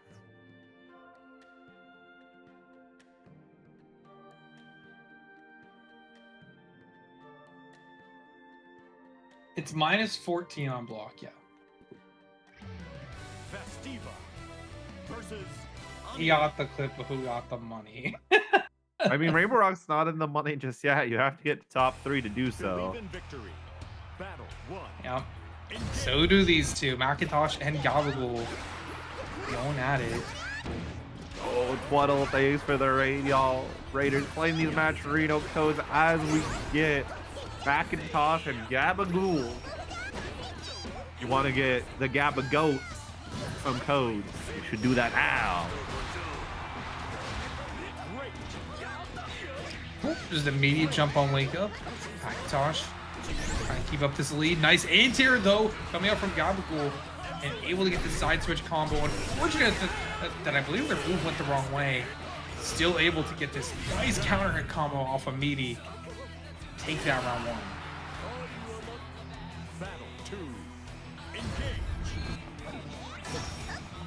Oh, what? Macintosh? A little bit of shadow boxing.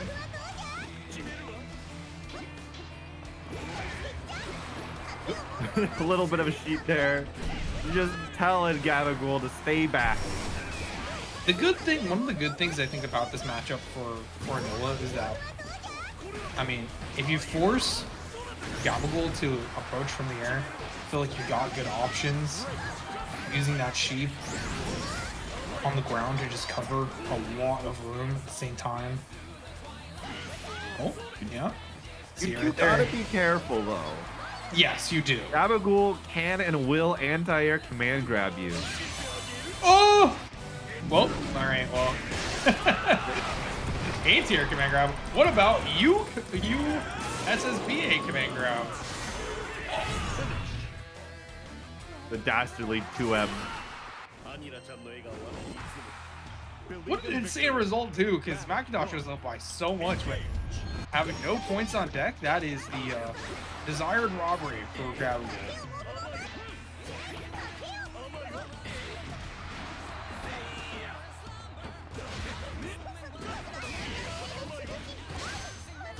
Nice tech.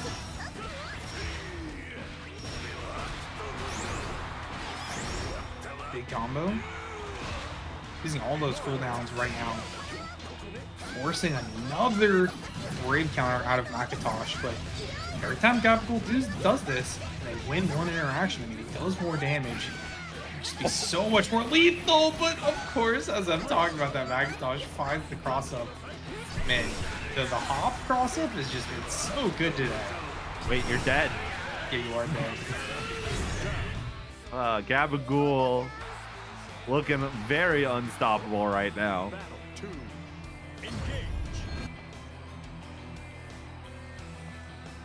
Stand off? Rather crouch off?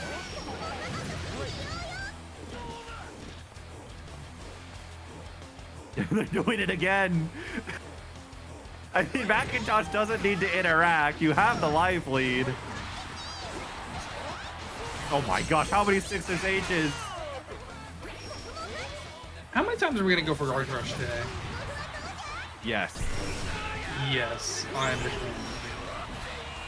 No spot dodge on the Eulariet gives Gabagool some advancement. Big 2H, no confirmed. The backdash catches out Macintosh. And you get to live, but you are one confirm away from dying. There it is. I was gonna say, Striker throw in the corner. Yes, it might even be 5L into command grab, which is still not reactable. Ladiva hurts.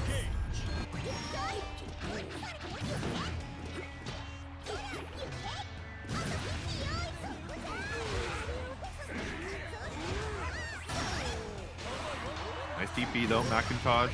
Going to get some fight back. The air block into the air block. Wait, no one can do that. Yeah, I don't think I've seen that. Because usually it doesn't really work like that. Not close enough for the grab. So Macintosh, not sure the backdash was the best option there, but you are still in neutral versus a character like Ladiva, who usually struggles at this range. Big health lead. 100 meter can evaporate that in a single little interaction, but it looks like Macintosh is perfectly fine with playing out the time. Oh, and not blocking. We sit there for 20 seconds, just holding down back, and we don't spot dodge you, Larry. Macintosh, please!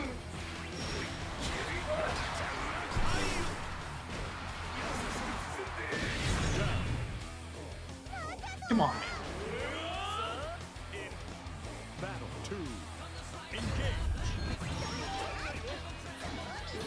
Macintosh has like a half of the pie.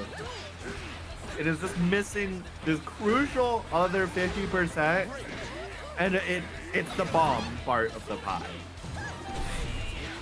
Ooh, big 6H. Unfortunate that side switches, which they call that the diva luck. Wait, apparently Kirby also dropping in the chat because of that stare down. Gabagool got a taunt and won the round, now wins the set, does claim a bounty. Let's go! Let's go! If nothing, we can say Macintosh is a player of the people? It's true, it's true. Taunt to win is not a commonly known combo, I'm just gonna say. So, very not interesting. on La Diva, at least. On Lwane, it's baby. You have a combo that's baked in that has a taunt in it if you want. I mean, you can taunt during the healing combo too. I don't know if that's the one we're talking about, but I just know that like the one where he eats, you could definitely taunt that combo and it wouldn't be a problem. Yeah, it's the combo routing that goes into Catbot where he can either eat for 5 billion meals, or you can just do a taunt and still get an Oki. I don't know why that thing is allowed to exist, but here we are. I think Lwane is a mysterious character that nobody will know. Nobody knows the answers about. The inner machinations of Lwane's mind is an enigma. No, not Lwane's mind. Lwane players' minds. And we're about to see it, all right? Grisk up next, up against Rainbow Rocks. We got two set play characters going up against each other. Exciting match. I feel like if you peer into a Lwane player's mind, it's not going to be the abyss that stares back. It's going to be just actual pain and suffering that looks back at you. It's the pain and suffering of like the brain is like, I spent so long playing my low tier. It's time for me to play Lwane and win the video game.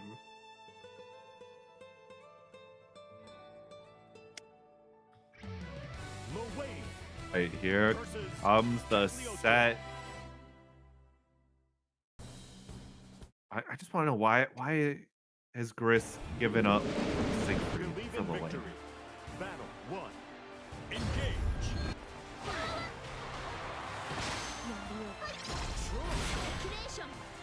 Is Lwane a more stable character this patch than Siegfried? We could probably debate that, actually, of who's the more stable character. I feel like they're both in that category of like characters that are really good competition characters because you could probably just always play them. But, you know, Rainbow Rocks, while we're talking, putting on a little bit of a show and getting that round one. Yeah, that was a little bit of a devastating round right there. The clash! And unfortunately, you are in perfect tag par H range. Thanks for playing. Do not pass go. Do not collect $200. Yep, don't mash. So plus in the situation. Grisk is trying to find the right timing right now. Tries to hit that 5L and gets punished. Yeah. This is a big chunk of damage. A little damage, you know. Yeah, a sweet little 60%. And then death on that next generation. So, Rainbow Rocks, quick game one. Can you believe once upon a time that combo would have been completely reset by the Ars Magna? We live in brighter futures.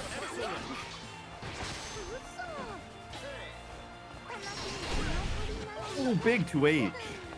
No conversion, but the 2H still big. I was gonna say, first 2H that we've seen even a little combo off of, so it's definitely a good sign for Grisk. They're gonna spend some points. You gotta be careful. I feel like Grisk has been doing a very good job in this corner, keeping people in their place. Oh. That's rough, buddy. Yep. Wasn't even supposed to happen. Supposed to be a BC in that situation, but you take that if you're Grisk. Absolutely. You do not question what Fukuhara gives. Yep. He gives and he takes. Especially if you spend the points. Oh.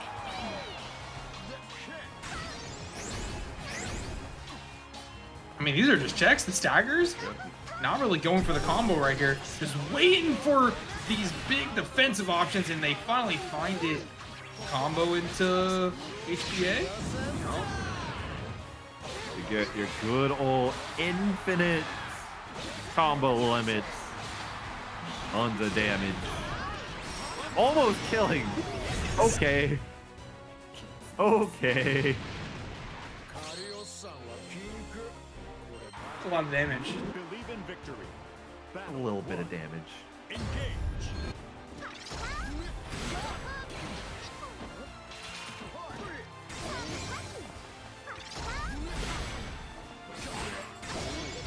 Chase down, counter hitting the cat box up. No anti-air, but gives the close H instead.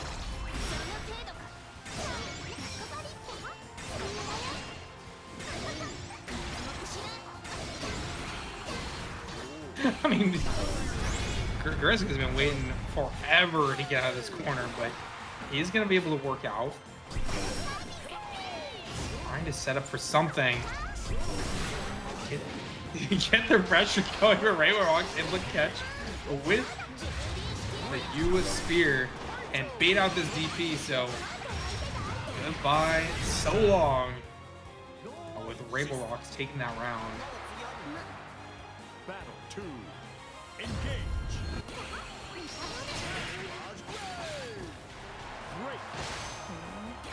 Back. And catches on the landing. But right now, Rainbow Rocks back in the corner. Has to defend, gets a close L, but not much. Gets the bait on the BC, but nothing there. What is going on there? Oh, big spear hit! Wrong meter, but just these additional setups. Just doing so much work. And yep, big hit confirm conversion in the corner for Rainbow Rocks to take game 3.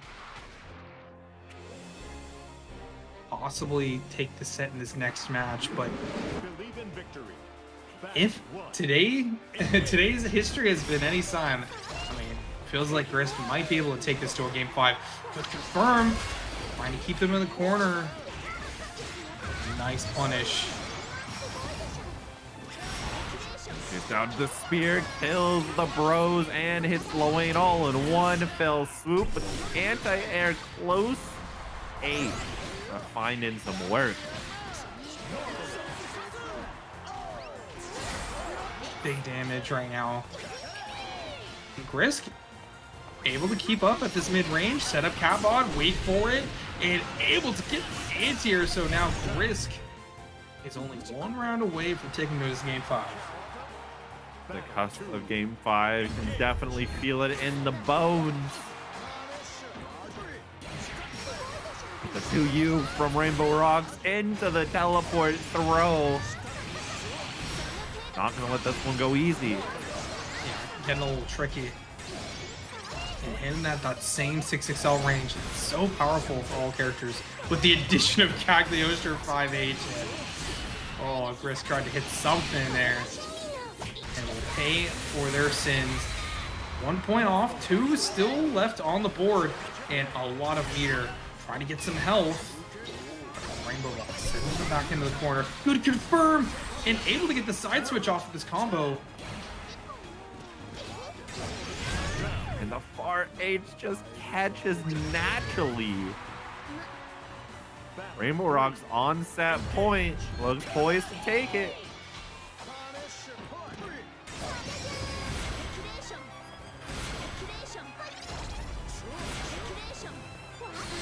Trying to catch them with spear, but Catbot, and then the shimmy actually will take Grisk to this good situation.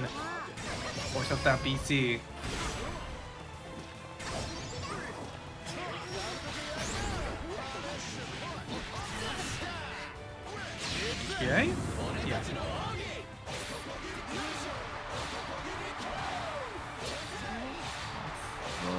huge, but you have to be careful now. Rainbow Rock's on 100-meter.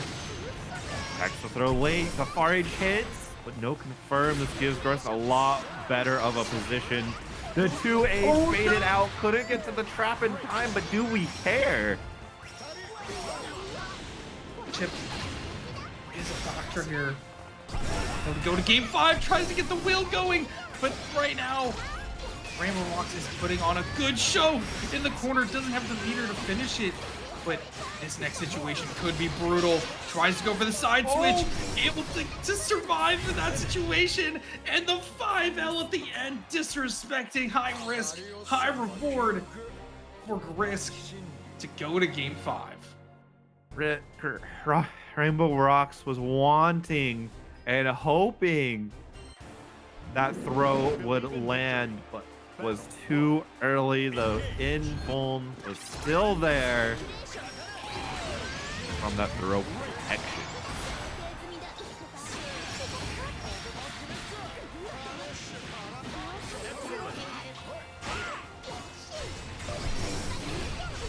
Oh, good spot dodge. Able to get out of that pressure.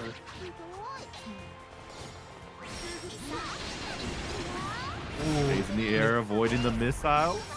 Yeah, that was a really smart stall.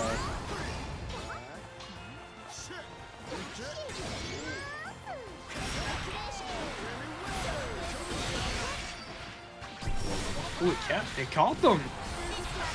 Now Rainbow Rocks facing down this pressure in the corner yet again.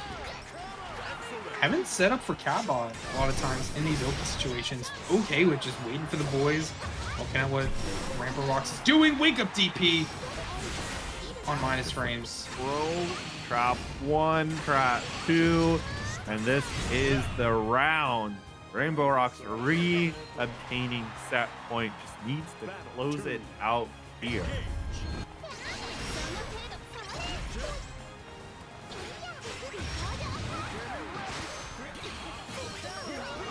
Another chance here for Rainbow Rocks.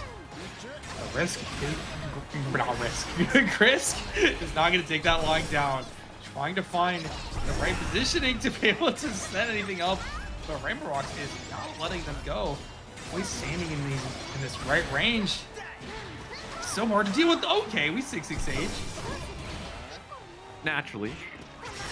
Oh, it hits. Side swap, not able to get the kill just yet, but there's the far H, the U Dragon Wheel, and Rainbow Rocks moves into top 4, 3-2 over Grisk, keeping CAG alive. With some really good play. Oh, that looks like it could be a hard matchup on defense for a character like Cagliostro, but some good patience and good neutral play. Just 5H is a menace button. What's he gonna do a lot of times?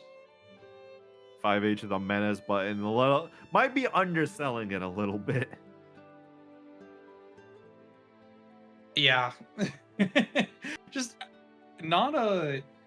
Lil Wayne doesn't really want to have to counterpoke a character like Cagliostro. You want to be set up at neutral and to be able to walk yourself in and be able to go for those staggers, go for some of that fun mix. But, you know, Rainbow Rocks not letting them get that done. And Ragger and Gabagool next. Oh, the match has ended. That was fast. Yeah, that was fast. I wonder who won. Okay, it looks like it was an issue with the setup. Canadian Wi. Gaba's not on Wi-Fi.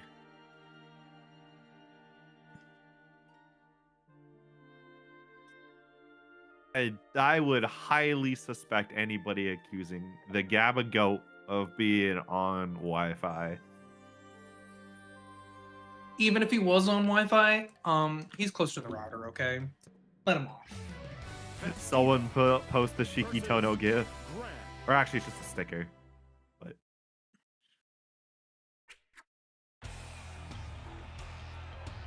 I have unironically seen someone say that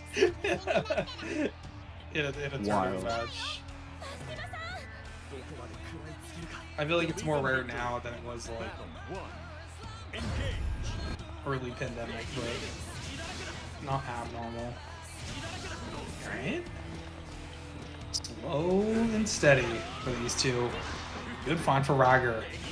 But I want to see them get some of... No? Alright, as soon as I say it, get the party started, get some of these bigger hits. It feels like a lot of these other matches, they've had a harder time finding good situations, and I feel like Gabagool on Old Diva is probably going to be the one person where might have more opportunities just because of the Diva's weaknesses in neutral. You, Reagan got counter hit, but UDP still not going to be enough to claim the kill thanks to Ladiva's extra health. But did you see that 5U movement, by the way? It's nice.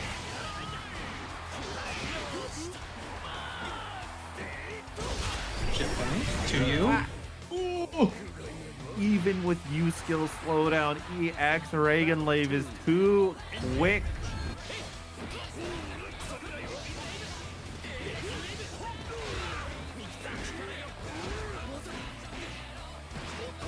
Try to challenge. Yaba going for the frame trap and on wake up. Roger very brave and able to get out of the corner. The situation wasn't looking too bad, but we're going back there. And it looked like it might be the command grab. Wake up command grab. It's gonna be the option. Very nice option, and the dastardly button.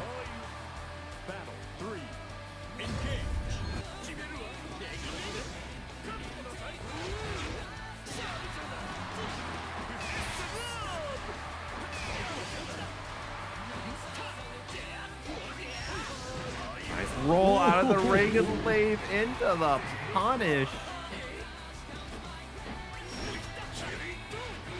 That is a big counter hit. Going to the corner. Get another point off the board.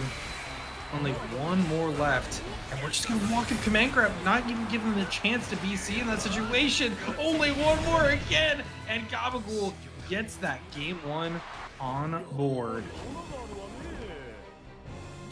Beautiful stuff from Gabagool.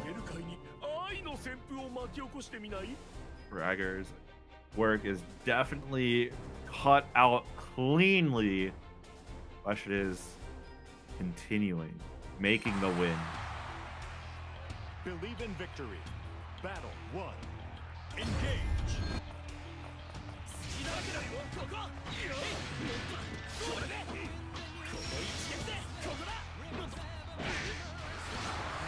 Good trade.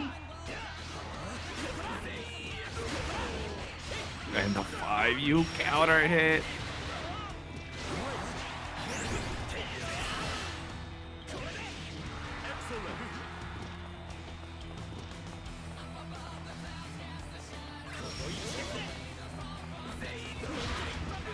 Ooh, that was a great boost coming out from Rager.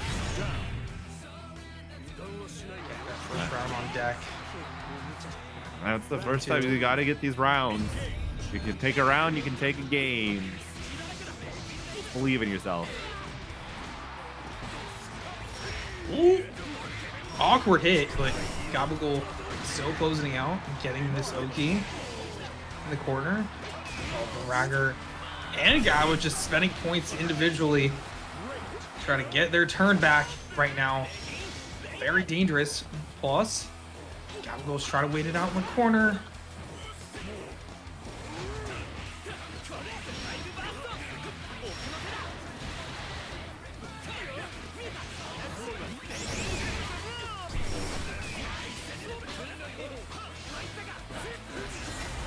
For M. They tried.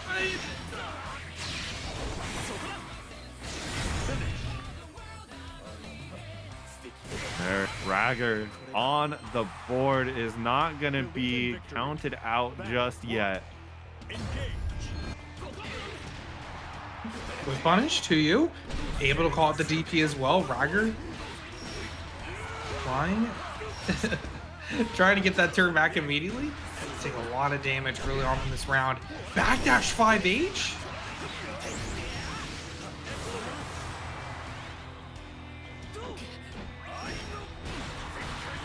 Big.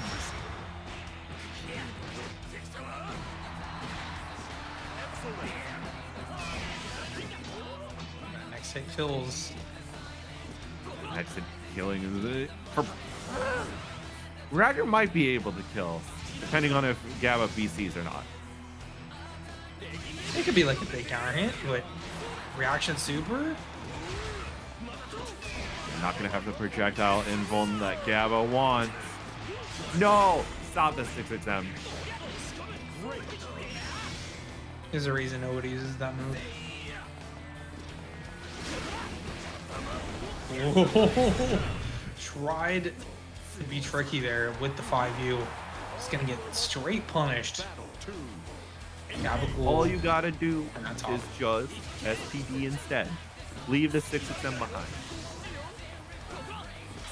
Just walk up SPD.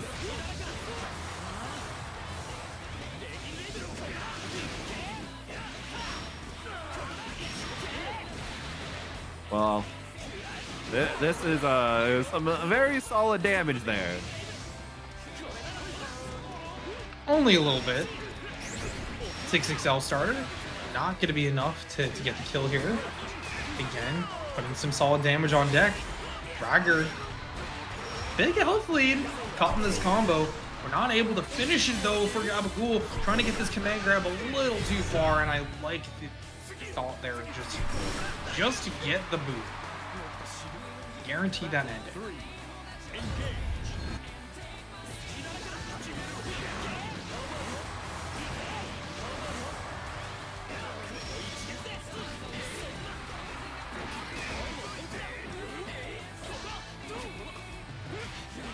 Nice, gets the 6XL and big close age counter hit.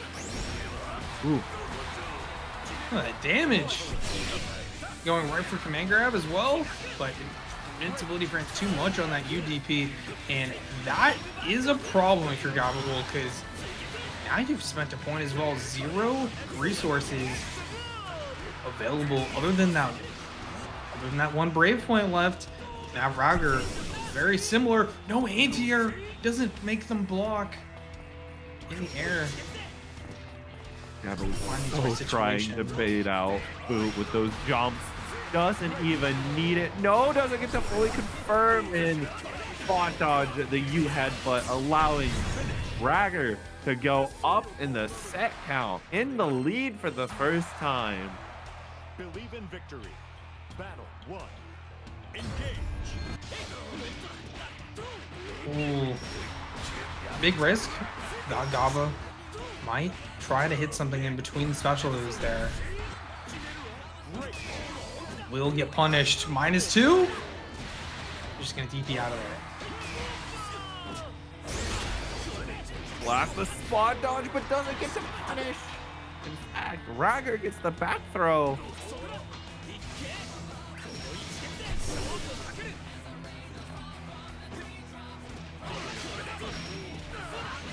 With the 2U. Full conversion into the corner. Now you sit in that 5M range and the 5U range. It's just so hard. Gaba to really find something truly great, but it is in range. Look at that SSBA. Not gonna use it. Immediately gonna U lariat. Such a strong tool, but not taking the throw. Wake up! Ultimate SPD. Whoa! Nice response from Ragger. Saw the U flash. It's like, that's my go time. That point.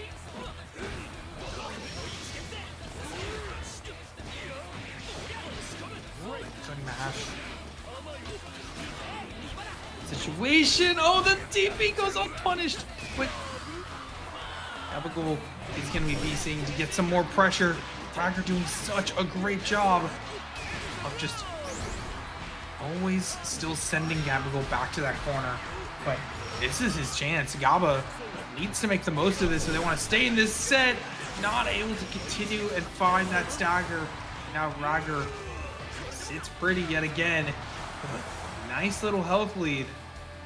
Yeah, there's chip potential. You've got fully charged 5U. The backdash red and punished severely. Not able to get the kill just yet, but an SPD will do it at any moment in time. You have to be very careful as Rager. You might be going for chip out. This time on the U headbutt and gets the far M and the 6-6 edge. Oh no! I think that's the first time I think I've seen that work.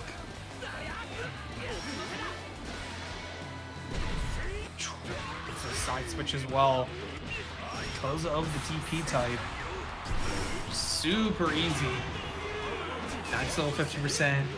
And despite any set point, Rager is still gonna go down. Gabagool sending us to this game 5. What a comeback. Down but not out. The definition. The spitting image of it even.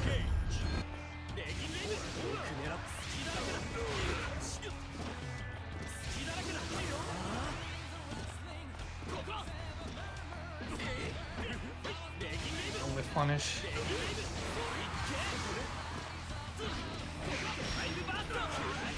Oh, you thought I was minus? Actually, I'm just gonna press that to you and get the full punish. Minus frames aren't real. My therapist told me they can't hurt me. Minus frames aren't real. I just DP after I'm done with my block stream.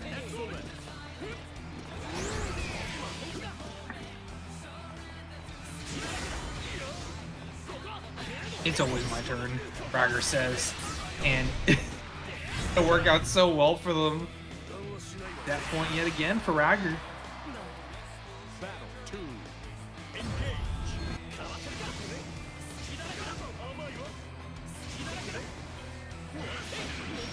Oh my, the anti-air, and it's continuing. Rager getting closer and closer to taking it all.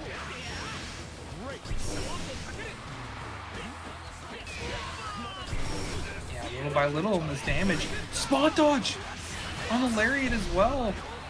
Knows what to do in that situation. Into the corner.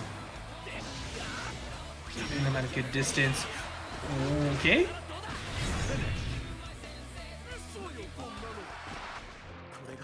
Now it's going to be Rager. 3-2 over Gabagool.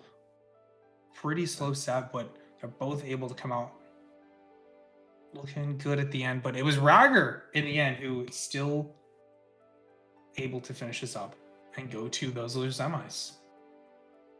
I mean, Gaba not going home without a prize, was able to claim a bounty. So that'll be a nice little bonus for tonight's solid placing as we're going into our top 4 proper. It's going to be Mithy and Nothing.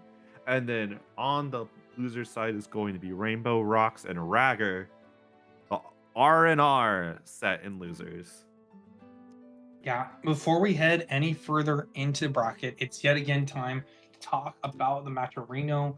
We still have a lot of codes, I think.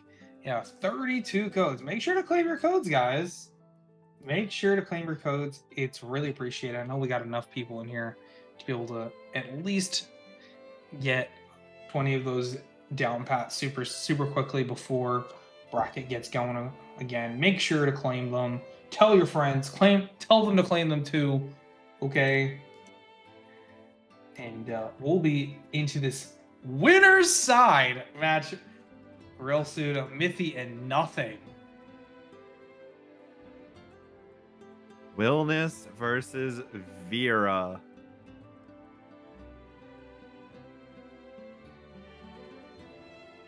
Now, this is violence. You know, there's also this funny little thing I just noticed with their names.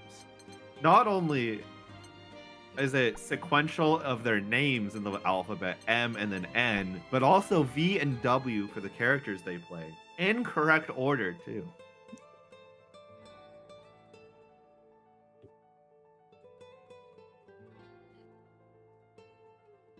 Yeah, I mean that is pretty interesting. Maybe the script writers were up to something tonight. Oh, okay, there we go. We're going into it. Versus Vera.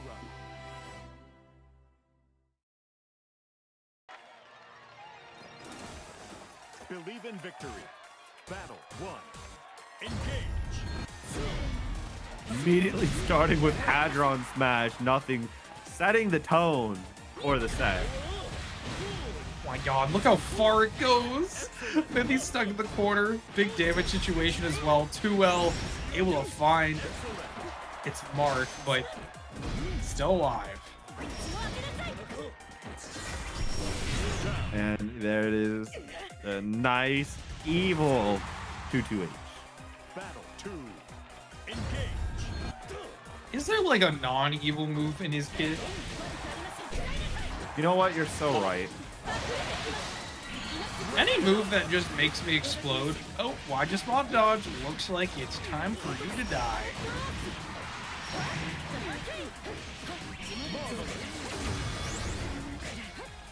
Spot dodge, trying to bait out DPs is one of those things that this character can do. Despite being such a high damage character, good hit confirmed. That's what we were looking for earlier, coming out from nothing. And any of these hits can be super dangerous. Good blocks, and the punish coming out from nothing means that we're going back to the corner. But where against Wellness, are you ever truly out of the corner?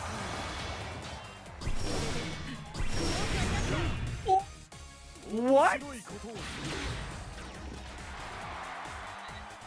I don't think I've seen that one before. Okay. Mithy has more courage than anyone.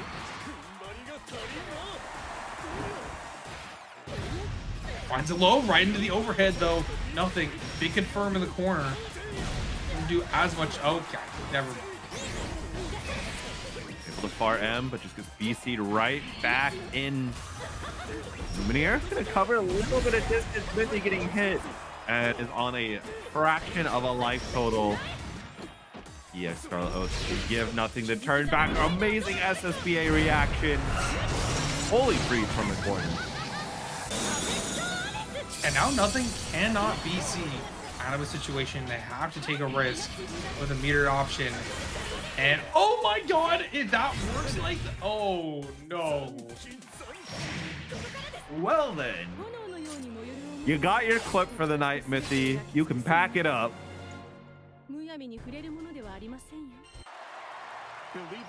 I like the Mithy clips because on top of like doing stuff like that, they're also taking sets. I mean, just looking really impressive.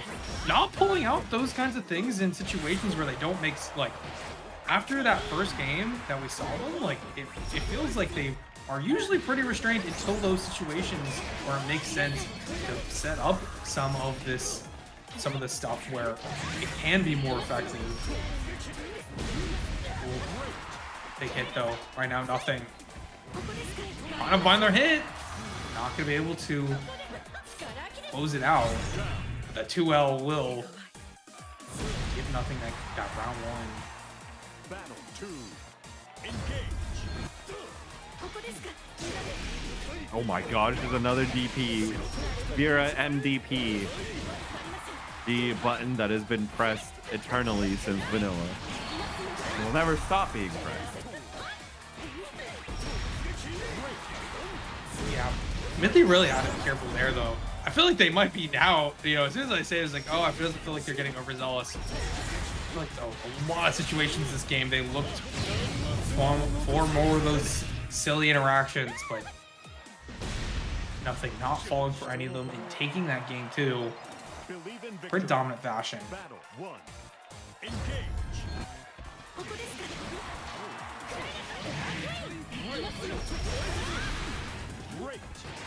Oh my god, not the 5U reset. Oh no. Nobody expects you to just walk up and do it. Ooh. Oh no, full combo though. The great anti-air. Oh, the classic come up on ya, 5U.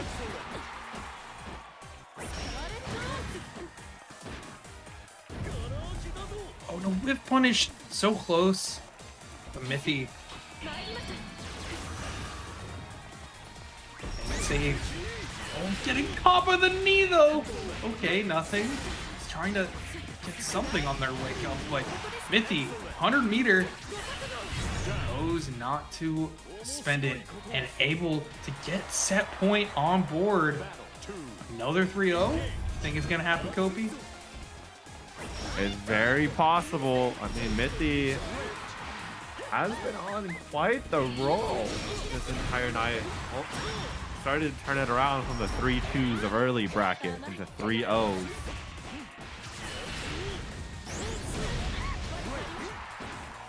Yeah, not enough combo to get super there. Ooh, that's a big stagger though. Nothing. Wouldn't be able to close this out without going into animation either.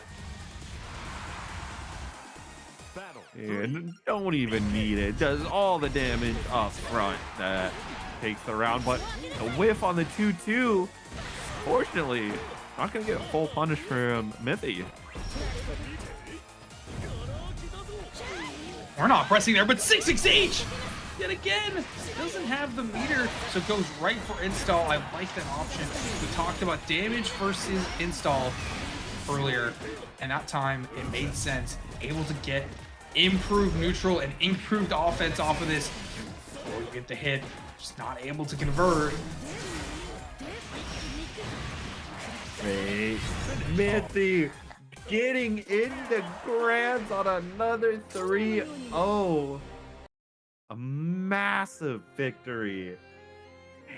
Your first top 8, and you're gonna be guaranteed top 2. Sitting on the best spot in winners, the winner's side of grands, and we're getting literally no time in between. Wait. Huh? What happened? Did we? It's 2-1. Wait. Am I a little stupid?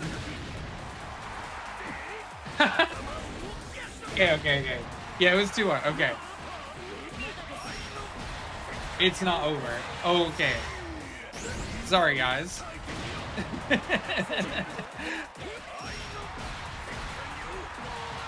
Oh, yeah, sorry. Wait, nothing's got hands right now. Nothing is fighting back. Getting that round 1.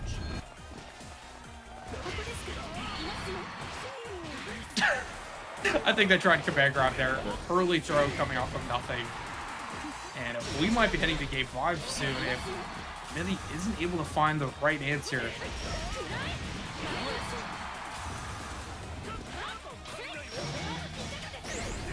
Oh my, the fight back. Man, nothing looking like a different beast.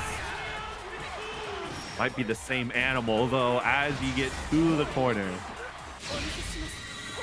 I like that answer, but a little bit too far. Good bait from nothing. So smart. Game 5. Okay. Not even 2 minutes ago, we thought it was 3-0, but now it's game 5.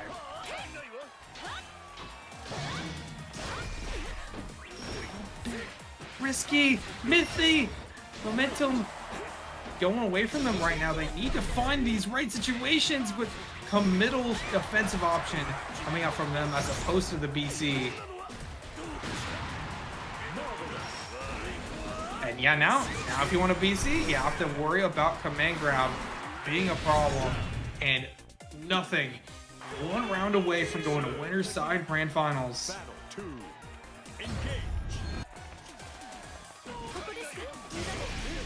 Oh, the MDP pulling out again, but the 2U from nothing into the EXSPD.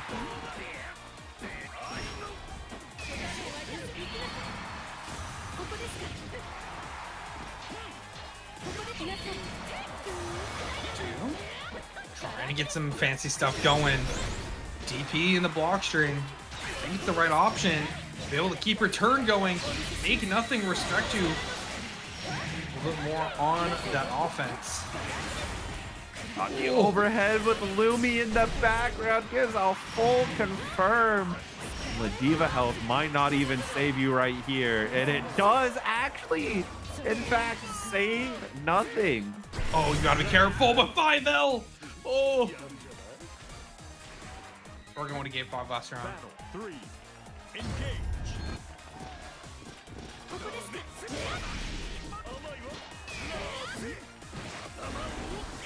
D, nothing, giving up a brave point to get it.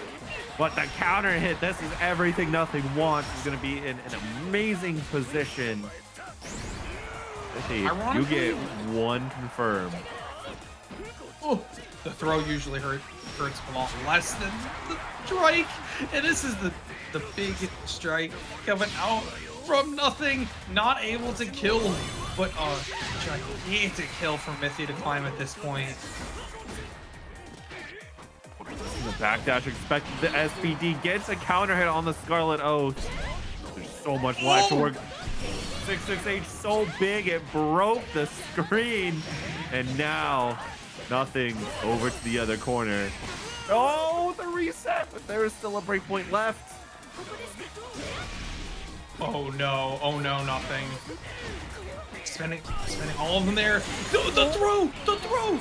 And you can go for chip here at this point. You could look for the right situation. Oh, but you gotta be careful. SSDA! Mithy actually does it. It's not fake this time. Game 5, win over nothing to make it into winner's side grand finals. Incredible. Another 3-2 in the books for Mithy's, now taken down 3 giants of the online scene. Has taken down Dragalia, taken down Basu, taken down nothing at least once, and has finally officially claimed that winner's side grand finals position. Yeah. Now we got 3 people fighting tooth and nail in order to get either a potential run back or meet Mithy for the first time. Our first 2 competitors being Rainbow Rocks and Ragger. And for that, y'all should be claiming these matcherino codes. I'm gonna be real with you. I'm gonna say, like, I definitely think that on the second set of the day, I think Mithy might be on, like, if it is a rematch, I think Mithy might be a little bit weaker. It might need to pull even more out of the bag of tricks in terms of just trying to figure out stuff to do, because, like, I feel like they dug deep for that set against nothing. So I'm excited to see whether it's going to be a rematch in grand finals or if one of our 2 people on screen are going to be able to meet Mithy there in grand finals. Yeah, Rainbow Rocks being a little silly with the avatars. Believe in victory. Battle 1. Engage. Here we go. 66M immediately sweeping Rainbow Rocks off the feet. The spacing is working out really well for Ragger. Yeah, can't really 6XL either. Just really good checks from Ragger, but that is the committal option. Ooh, calling out the minus frames on the teleport though. Ragger is going to be able to get this kill. Get that first round on the board. Battle 2. Engage.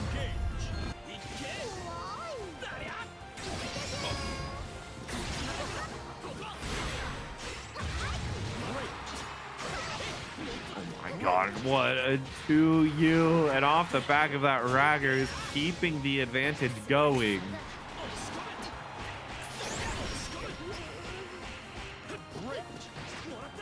Alright, throw in the corner again.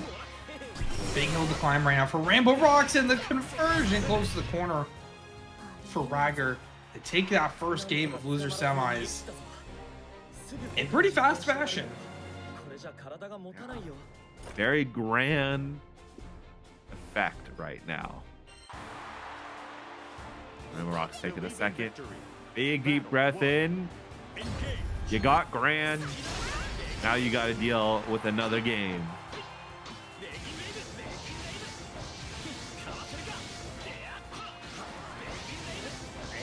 A lot of just regular fireballs there. Doesn't want to interrupt them. Finally, walks up for the 6XL 2U. Able to get the sweep, but Rager was fighting back.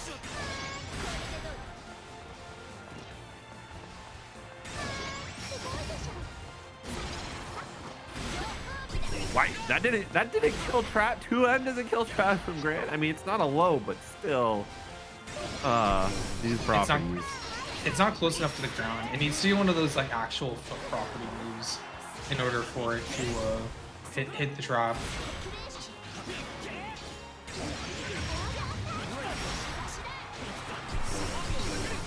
Oh, good jump. Tries to get the punish. Not able to, but just walks up for the throw. Shimmy not working out.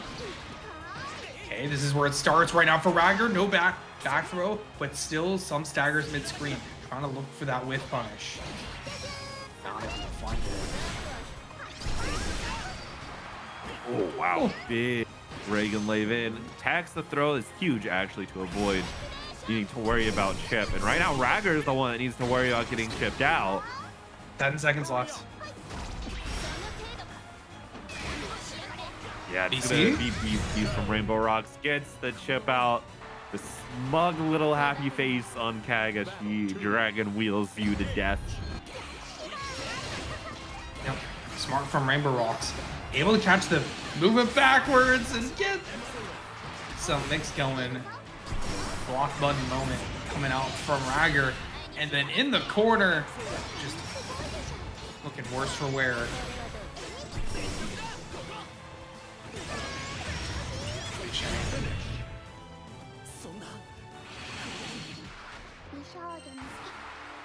Believe in victory. Battle 1. Engage. The trade, but 2U was pressed, so better confirmed there for Rainbow Rocks.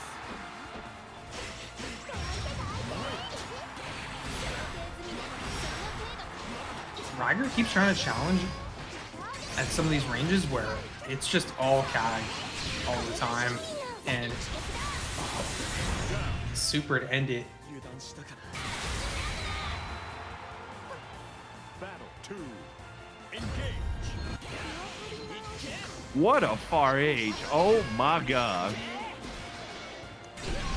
Oh, the DP. Lagging a little bit. Oh, we mash there? Okay, we get the combo off of this.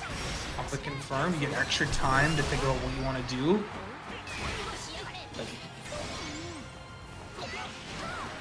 And once again, we mash again on the wake up, doing his 5L presses. Regardless of him being close or far, does not matter. Rainbow Rock's gonna use him as a vehicle to take the lead in the set. It is now 2-1. Yeah. Dominant games back and forth. So I'm excited to see whether Rager fights back here really, really strongly. That is what we've seen. For the bring 2H. How did you get behind them there? What? Just Cagliostro.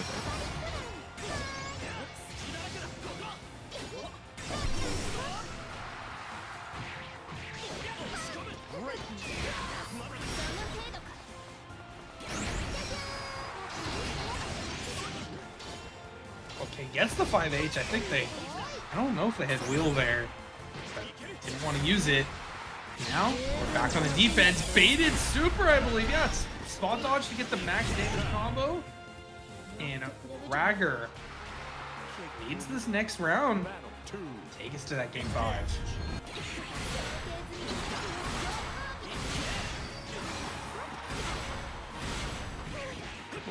Good jump.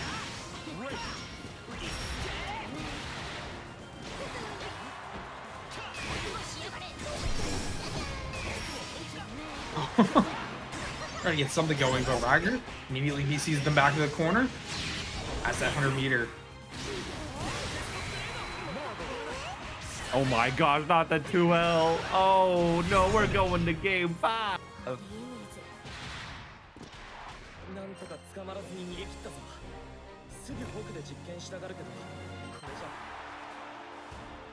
Believe in victory.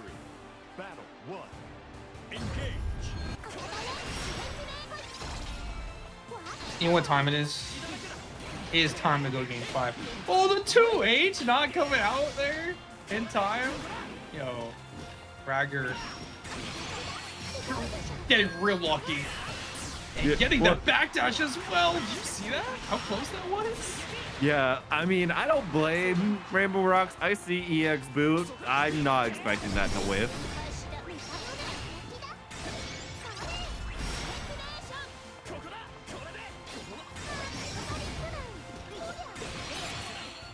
Button's not usually whiffed. Finally finds the 2U. A lot of damage off of that combo, even though it is mid-screen. Forcing Rainbow Rocks in a tough situation in the corner. Use meter to get out. They do. They're so low right now.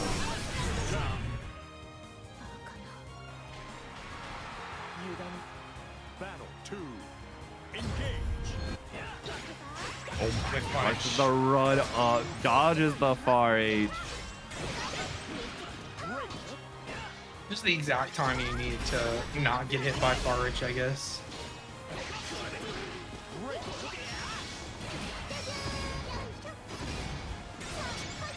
What is that? Trying to bait, but Rager still holding firm, staring very close at a potential set win. Rainbow Rock's getting small hits, not the run up, you spare body. Oh, it'd be like that. Right, setting up for the rocks as well. Get some extra chip in there.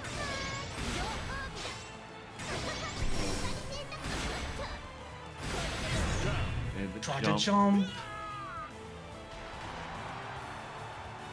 Battle 3. Engage. Well, what a big trade. Yeah, what a way to start game 5 last round, by the way.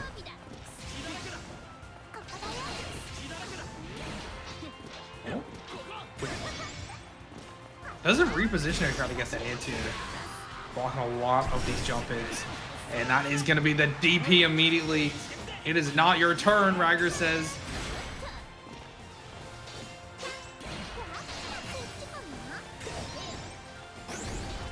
O2H. 5L is going to trade, though. That's exactly what you need. Force them into that corner, charge up that 5U.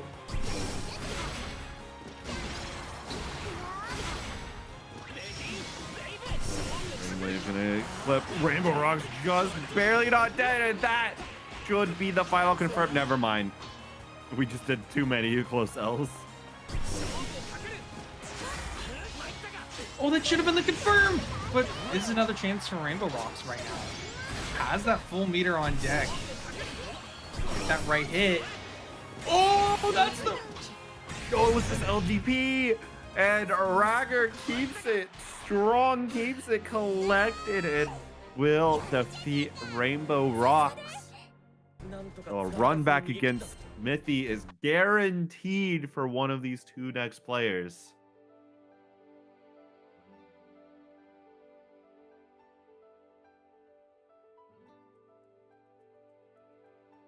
Yeah, because Mithy carried Rager earlier, so one of these two will be fighting up against them. Question is nothing. Are you picking Wilness? Are you picking La Diva? The Galleon, I mean, this is not a terrible matchup to pick Galleon for. I would absolutely respect it. I would love to see myself some Galleon gaming tonight. Yeah, whenever I don't see Bitatsu, I'm like, where's my Galleon gameplay? saw need it. Sierra in the chat earlier tonight, but Sierra did not enter into the bracket, unfortunately.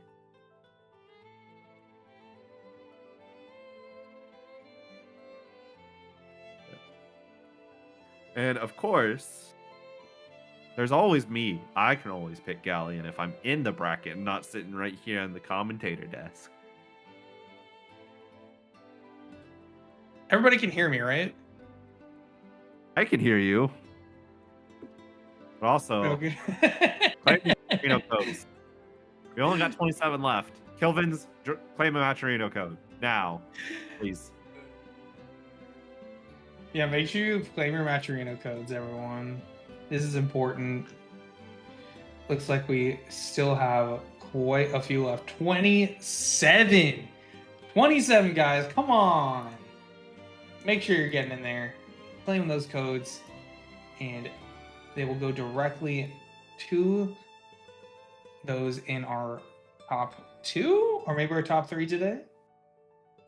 And put money directly in their pocket. Top 3.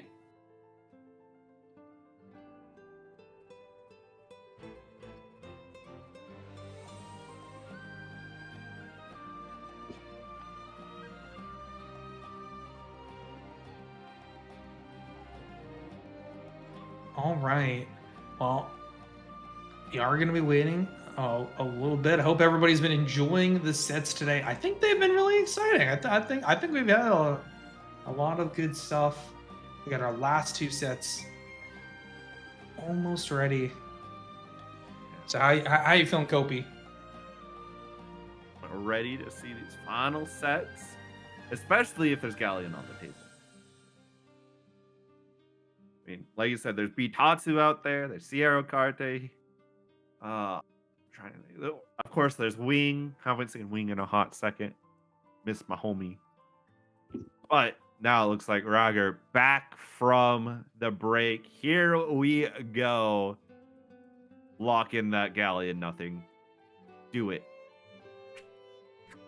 And yo, Kanme with the $5 contribution with the claim to codes. True. Especially now that we're getting Galleon gameplay. Do it. Believe in victory. Battle 1. I only have seen nothing on the Galleon since this version of Galleon, so I'm excited. Oh, okay. Going for the command grab, and Rager wants to get a little bit more range, so not going to get caught out. Staggers are going to be working for Rager, but didn't have the right cooldowns at the time, I believe. That's a good catch. Nothing. Not able to get the side switch, and now Rager is back on the offense in the corner. That is a massive 5U. I'm not really sure that there's anything that Galleon can even do in that situation other than go for that DP, but I think DP might whip, actually. I was gonna say DP might even whip because of, like, if you look at that range, it's the spacing is actually really good to prevent themselves from being reversal by something like that. 2U tried. All right, not working right now. Nothing. Looking like they're speed running their way back to Wilness. Yeah, unfortunate. It's kind of the life for Galleon in this matchup. I will say that it's similar to how, at least in my opinion, she feels against Grand similar to Versusia, where if you're on neutral or in defense as Galleon, your life is not great. But if you do find yourself ever on offense, your opponent is hating every single second of their life because they just cannot do anything without dying for it.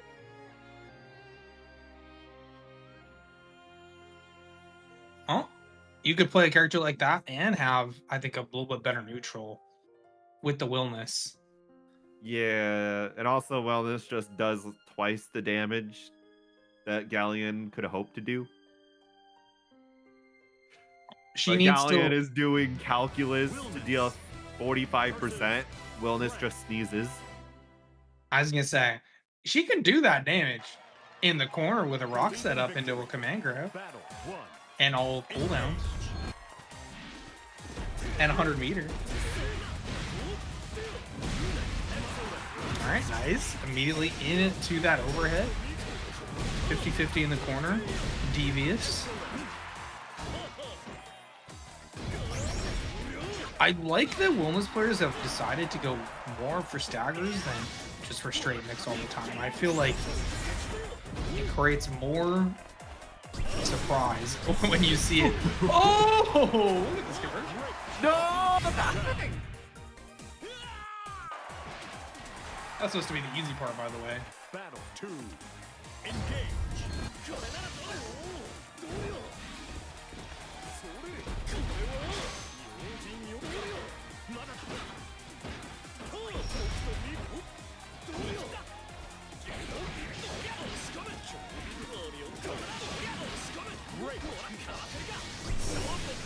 Ryder gets the U, Reagan Leva to counter. Nothing jumping, but there's not a lot that gets done afterwards. The back throw, though, is beautiful. Able to get the BC out as well. But there's just more where that came from. Right now, 2H. And got boot online? Yep. We're not going to spend it. I think you could have come close there.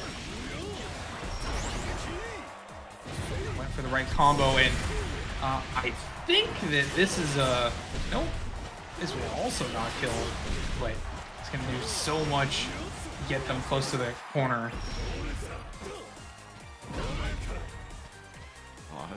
Lots of chip. All the chip damage in the world. Yeah, I think Ryder got a little too comfortable trying to block those out.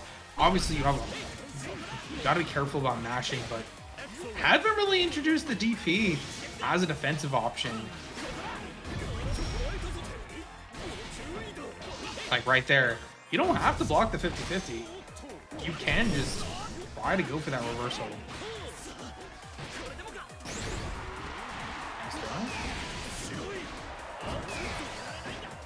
Break counters getting blocked. I'm in time again.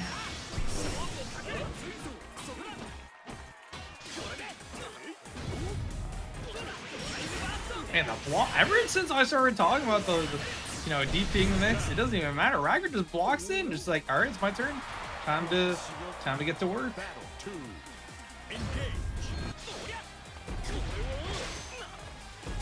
What an attack. Oh, no, big counter hit.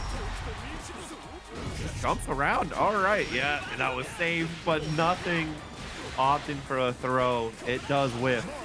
It does get punished.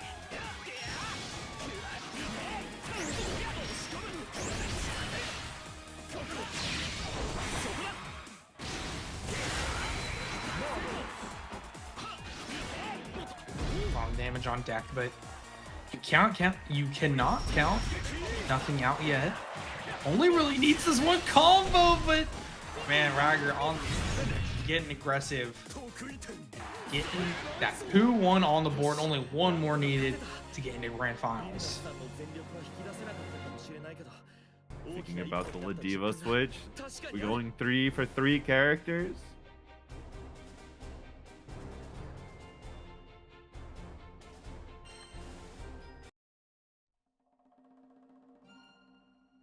Hey, the thought for the Ladiva, and there it is. We are getting into it. 3rd character. Usually only see this from Dragalia, but nothing pulling it out too. Believe in victory. Battle 1. Yeah, 3-in-1 set. Definitely do not see that every day. But I actually think this isn't a bad choice against a character. Like, there's some times where you feel like, oh my gosh, there's so much character oppression against a character like Ladiva, but against Gran, it is definitely more traditional. Maybe something that nothing is more used to in that last game. Tried to go for the reset of the 5U, but not going to be able to find it. Still getting this damage into the corner, messing up the Oki combo limit, coming in at the worst time.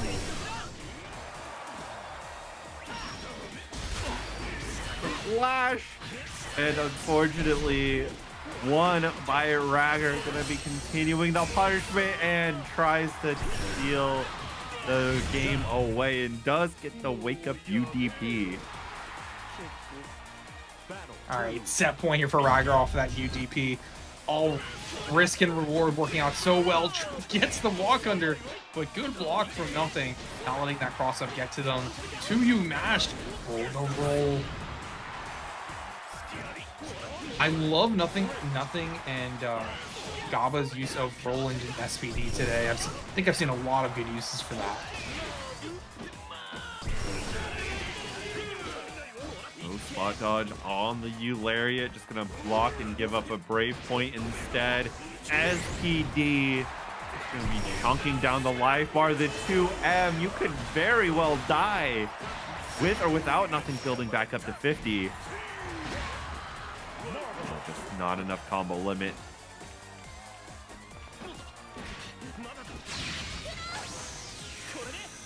Might be safe jab, yeah. Not gonna work out. Nothing's just hanging on in there. You'll love to see it.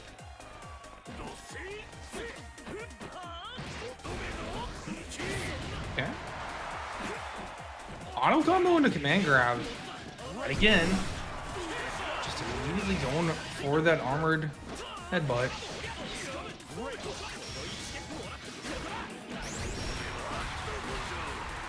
I don't know what Ragger's trying to press there. That's really getting them killed. This is good, though. Still set point. Still so doable right now for Ragger. Controlling a Granblue zone. Really wanting to make Nothing think twice, but Nothing had the life lead no longer. Ragger is definitely not incentivized to do anything, but takes the U-boot and is now on the back foot. The round is Nothing. We're going to game 5. Just guessing wrong too many times in a row. Trying out different options there to be able to catch Nothing. Trying to approach, but destined for that game 5 territory.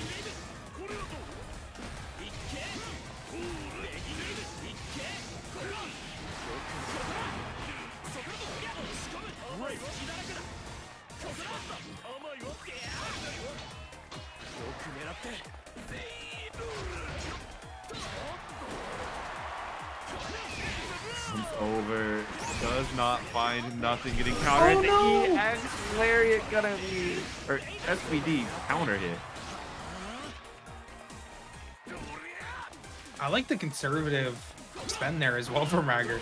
I think they could have gone more, but they're trying to hold out in order to find this kill, and this should be it. Yeah, Ragger back on set point yet again. Battle 2. Engage.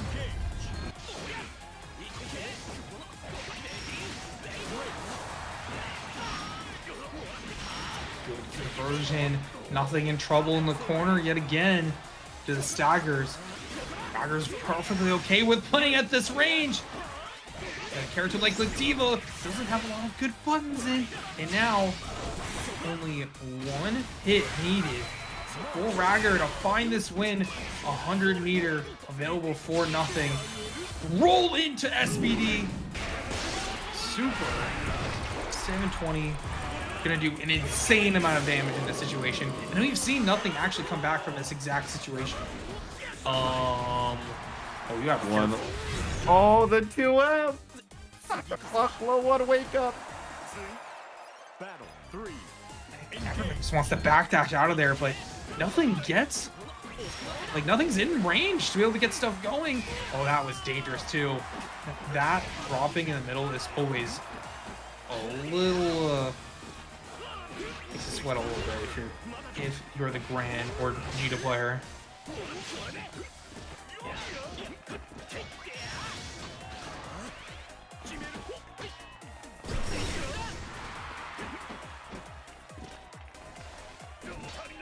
Jump back, just trying to bait Ragger into doing something incredibly rash.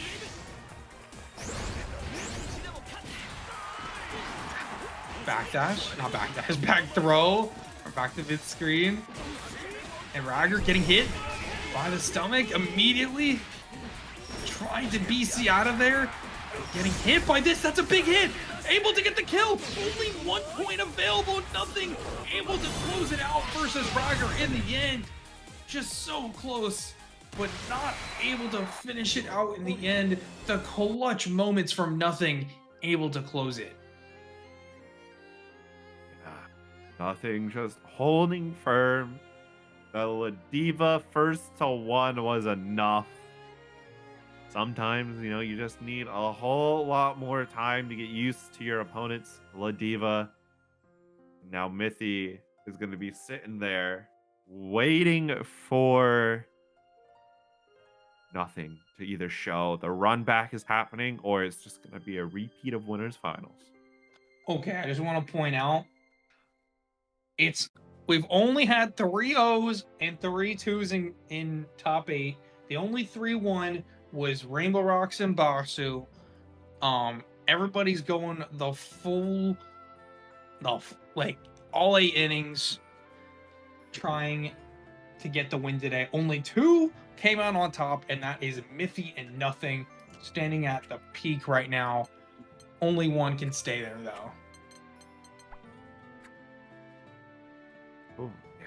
And make sure you're claiming these matcherino codes, because these players have been putting on quite the show, and I think they deserve a little bit of a kickback. They truly do. Claim the codes. Claim them. Come on.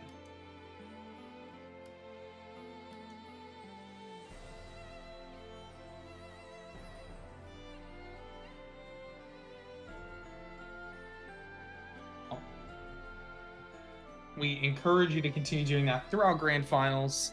You know, we do have 20 left, and I see I want to see a lot of people in here. So I feel like we should be able to get that done pretty easily. So heading into those grand finals, it looks like we're waiting on Mithy to be back, or that's Mithy on the ground, I think.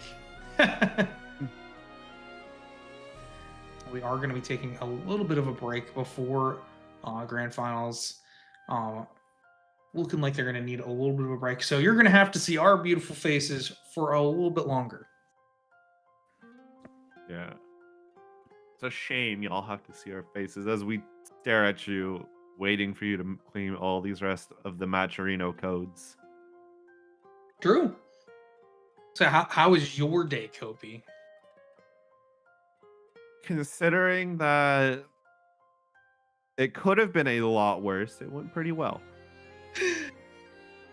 See, my day wasn't going well, but I knew once I got home, I get to sit in this chair and talk to everybody about one of my favorite fighting games and my current favorite fighting game to commentate, Granblue Fantasy versus Rising. So, you know, it's been a pretty good day overall. I hope the rest of you guys are feeling that same way. If you are, make sure 70th time, hit up matcherino codes. Come on. We know you got it in you.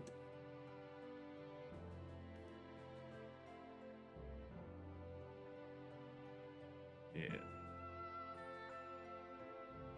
And not only is we got good Granblue tonight, but we got so much good Granblue to come forward too. And we got good old Beach episode coming up. We've got CEO coming up. We've got Evo coming up. We've got VSF coming up. Chain Shift.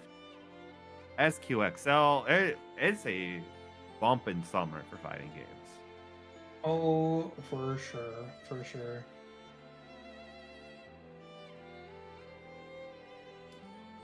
I don't think the mix-up is on the tour, is it?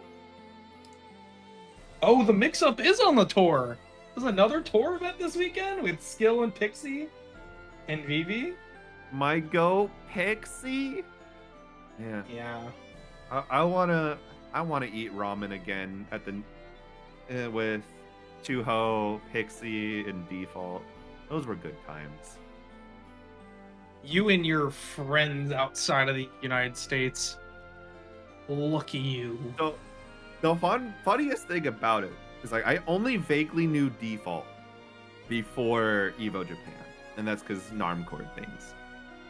And then I just got adopted into the group with Pixie and Tuho at Evo Japan, and then we decided to go for Nikkei Ramen, and that was there we go. We go to the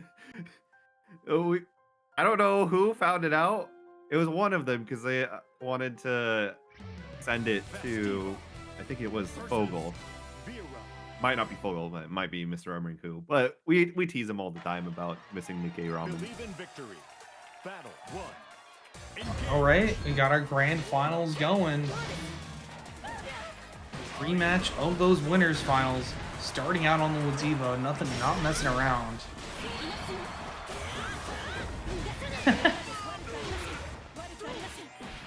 Oh my gosh, nothing is playing violent right now. No brakes, only gas. That is the most I've seen the reversal used in a while. The armored unblockable lariat. It's not usually one of those things that you see a lot of times. Oh, get mashing, I believe. And no brave points available, so you're ultra dead.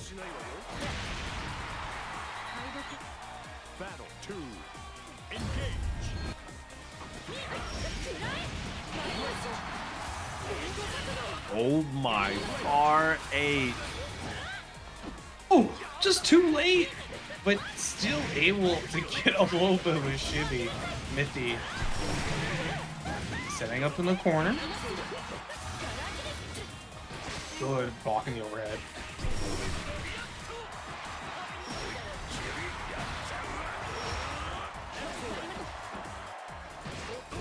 Nice patient play from nothing, able to get an SPD. Wake up, UDP.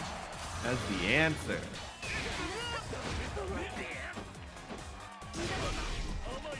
Oh, DP actually working there. But Lariat back in, and nothing opting to spend. Make sure that they get this corner control and extra damage. They're not going to be able to get the kill, but Mithy in a bad situation. Command grab to end it and get nothing. The first round of Grand Finals. Battle 3. Engage. Coming out of round start ahead. Kind of momentum you need to keep building.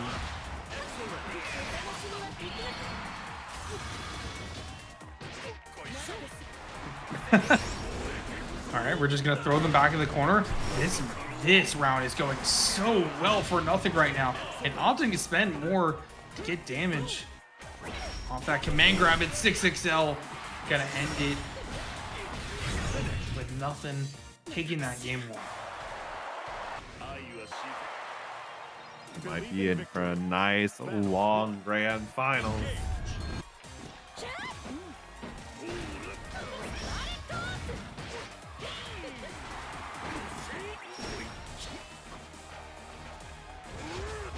Cool.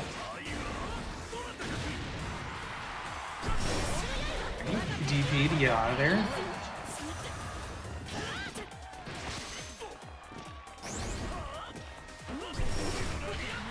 The 2M chucks have just been so good from nothing today.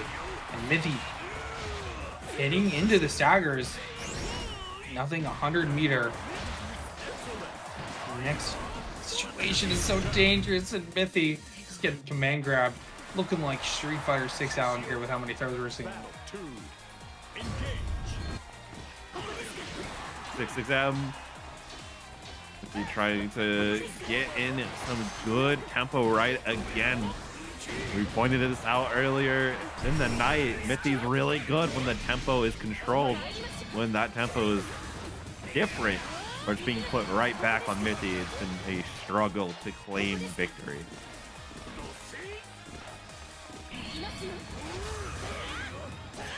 Try to get the right timing to punish that, but oh, okay, too far, but still you're in install.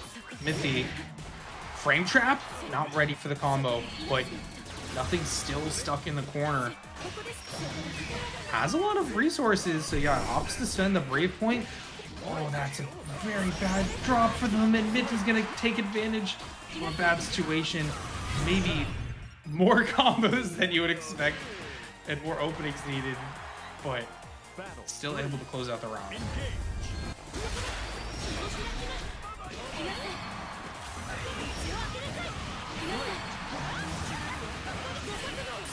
Oh, you thought you could punish. Punishing in my Granblue? The covers with Fairy are just so good for Mithy, but so is this command grab mix in the corner. Just look how afraid Mithy is.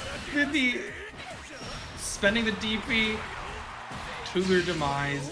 Super ended another game in a row for nothing.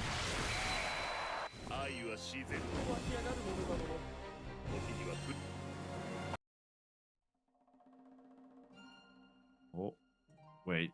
Don't tell me. Does Mithy have a different character? Surely not. Also we're just pulled out the taking a breath. Ladiva mirror. This is where Mithy pulls out the secret Vicala. That would be insane. That would be some Dragalia stuff. Mithy is just secretly Fidgety's roommate, has been learning Vicala on the side. Secretly Fidgety's roommate. No. This is definitely a character specialist if I had to guess with how they play. And it's going to be the Vera all the way. Believe in victory. Battle 1. Engage.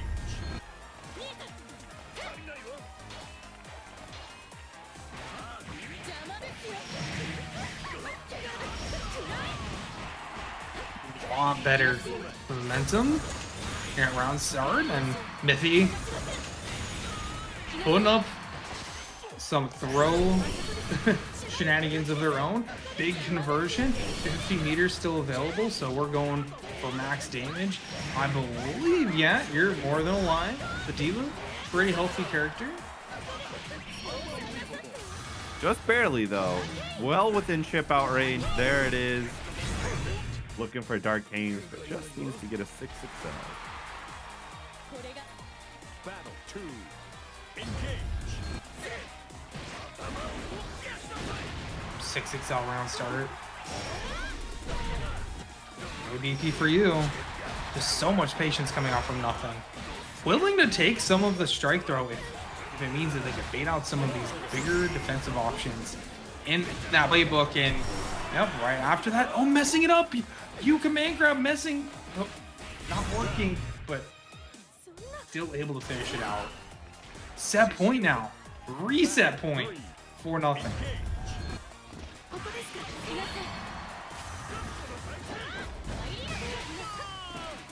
Good counter. And right now, nothing on the cusp of that reset. Amazing match. If that's mistimed by even like a little bit, you end up taking so much damage, though. Really good on that timing, but small health lead for nothing. He's gonna get chased down. Mithy trying to get anything going. DP just safe by a little bit. Where are we going?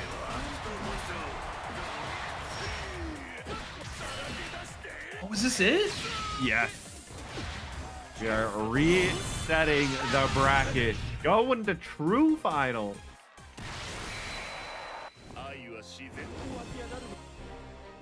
Yeah, and that is some firm momentum for nothing. Looking so good on La Diva. We're going to need Mithy to really lock in if they want to make this close, because those 3 games were looking dominant for nothing. Yeah. This is the exact moment you have to really make sure you take your time. Like, This is a very anxious moment. I feel it. I know the anxiety of either being in the winner's side of grand finals and then losing that first set to a 3-0, or being in the loser's side and having to make that run back, especially as one of your first times ever being in a grand finals of a bracket.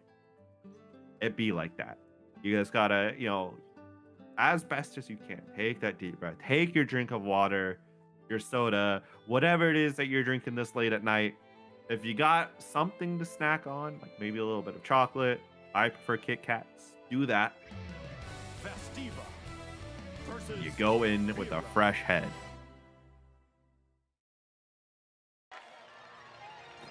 Yeah, resets can be rough.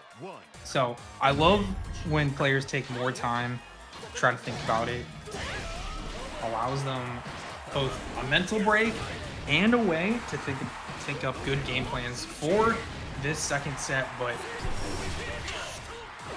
getting caught walking back again. Nothing, it's just already putting themselves on the board. Round's not over yet. UDP does come out from Mithy.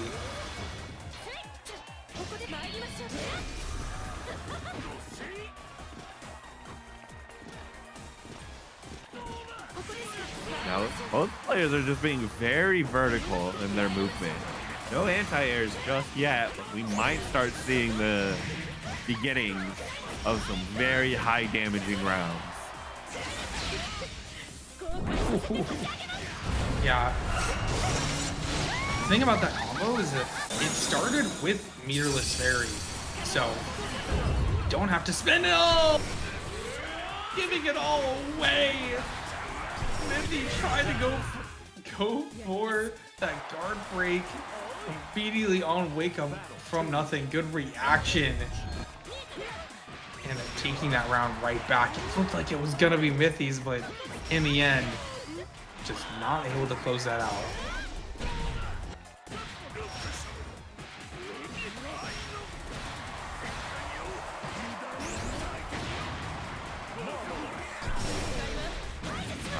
Gets the UTT out of the corner with the Raging Strike, but Lumi there to punish the spot dog.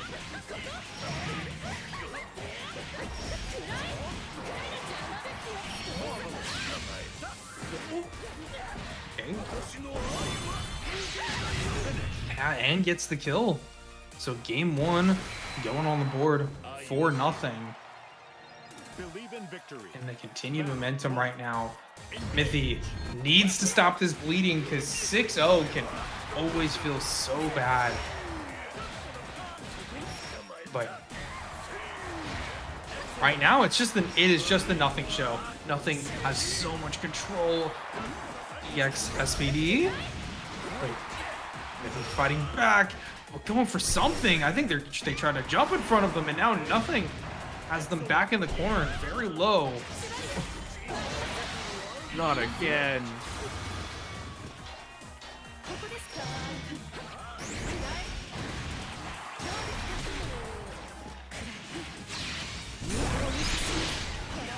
Wait a second. This could be Mithy's comeback. You just gotta dodge wake up SBA or SSBA once. Oh, do they? They don't jump. And nothing gets the SSBA. Command grab. Why am I psychic about these things? I knew it was a wake up reversal. Mithy, you just need to send meaty Grace View sometimes. Trust me. I'm gonna be honest, I expected the same thing. Of just like, this is probably wake up command grab in some form or fashion. So playing a little bit safer at the beginning might have been the play. Okay. Punish on the MDP.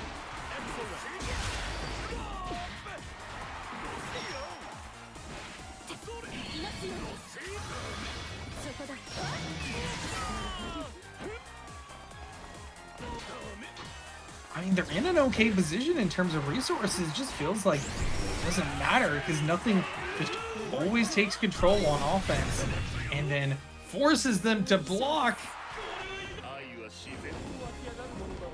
One game away from a full tournament win for nothing.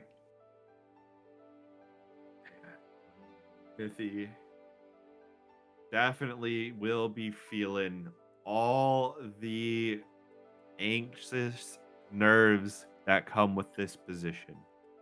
Nothing's been in this kind of position, both the one that's been up and dominating grand finals and the one that's been dominated in grand finals. And those nerves are very minimal. But for Mithy, we've seen big flashes of extreme combo confirming, lots of damage, lots of great decisions. Just needs to be all put together. 2 rounds. Take that game and keep it going. Like Raz is saying in the chat, channel your inner Char. Channel your inner Sprite.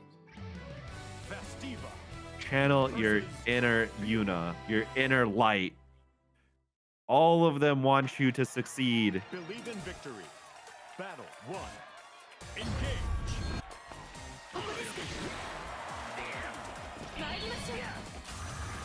Oh. Saying that too well. But jump-ins just been so nasty from nothing. And grab.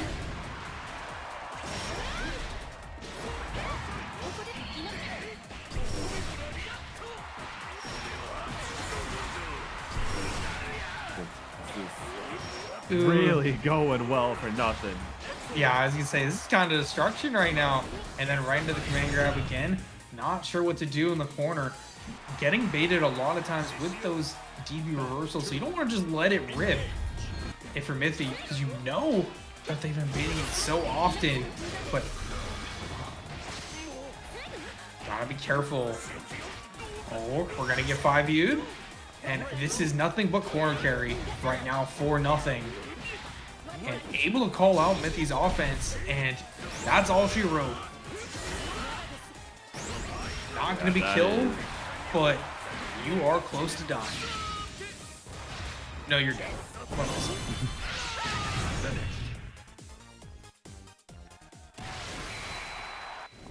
Sometimes I gotta trust myself on that, but nothing is gonna be your winner for today. Able to get that 6-0 in grand finals on Ladiva. Had a good game plan going in of I'm gonna play my offense, play patiently, wait for the right opportunities, and then command grab you a lot. Yeah. And going to make your life bar drain before your very eyes just as quickly. Yeah. But congratulations to Mithy on a really insane run. I mean, you gotta give it to them. Really well played. Unfortunate in grand finals, but getting it on the first try is insane. And it's insanely hard too, especially against someone who's like nothing, who's been in that situation a lot of times. So just really, really good stuff to Mithy, to Ragger, and to Rainbow Rocks, who I think all played amazingly today. I mean, all of our top 8 did really well, but you know, especially shout out to I think those top 4 were giving us really their all. Yeah. And we saw quite a lot of 3-0s, a lot of 3-2s, itty bit of 3-1s sprinkled in there. I'm glad we got to see all different types of characters, new players taking their first top 8s, and actually tonight's case, their first top 3s at the same time for Kanme. Generationally strong performance. Excited to see what Ragger and Mithy can do in the future. Yep, but that's going to be left for next week. Shout out to everybody who is watching. Anything you'd like to shout out in specific, Kopi? I would like to shout out that this weekend, Saturday, June 13th, I know my dates right, yes. at 4 p.m. Central, I will be running the Uma Musume bracket for Pride FGC. If you've already entered, you can freely enter my bracket as well. Or you can just enter it and help support the Trevor Project and everything Pride FGC does and enjoy some Uma Musume. You can do it from anywhere in the world. All you need is your global account and 3 Uma to do it for. But otherwise, you can find me everywhere at KopiVT. What about you, Hollow? Well, I mean, I'm going to be honest. I'm going to shout out the same exact thing. I will be on the mic for Pride FGC's Blaze Blue tournament, which I believe will be at 5 o'clock. I'm going to go real quick, double check that for myself. It is running at, yes, I believe 5 p.m. CT, which is Central Time. I don't have the start GG exact on there, but even if you don't know, just make sure to tune into. I believe, are all of them going to be on Rushdown? Not Rushdown. Are all of them going to be on the Pride FGC channel? I think they're all going to be on like different Twitch channels. Everybody throughout the weekend.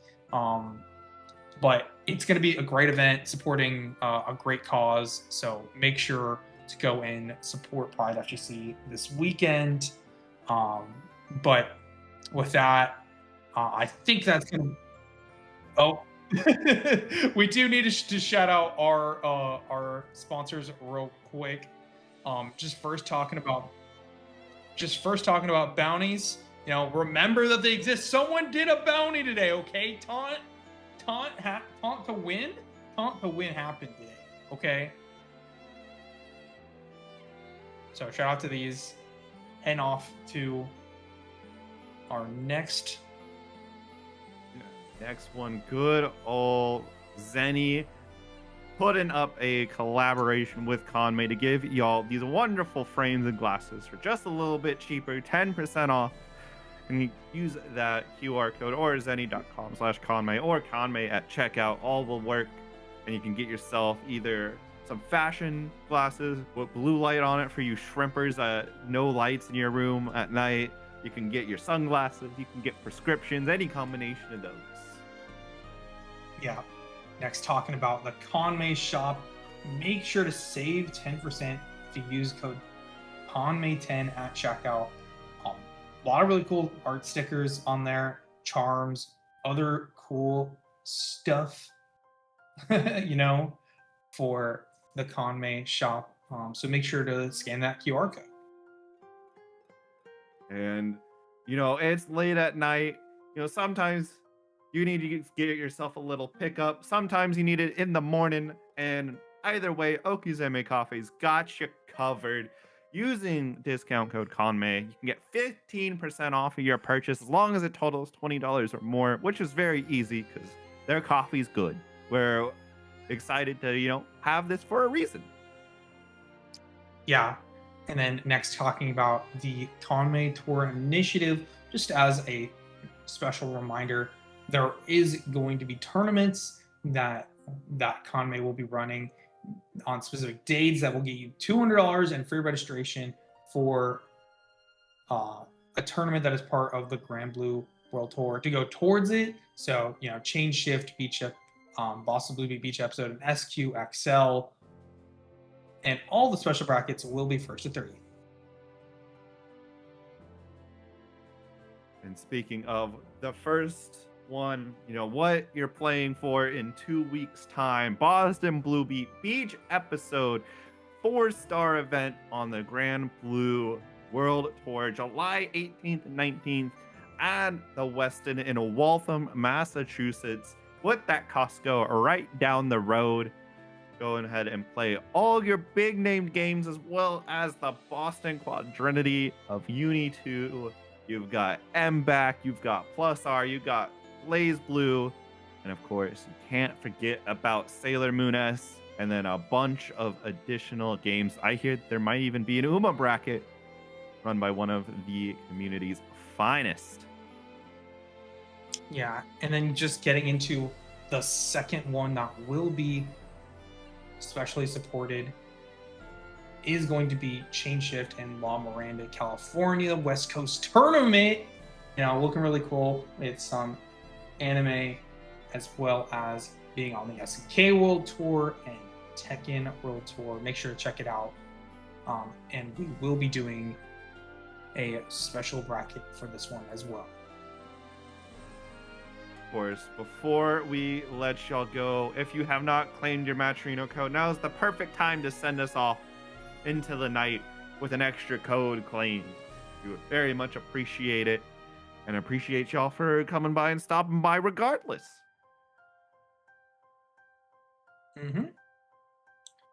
We have, and with that, I just want to say a special thank you to everybody that's still watching, and we hope you have a good night, and we'll see you next week.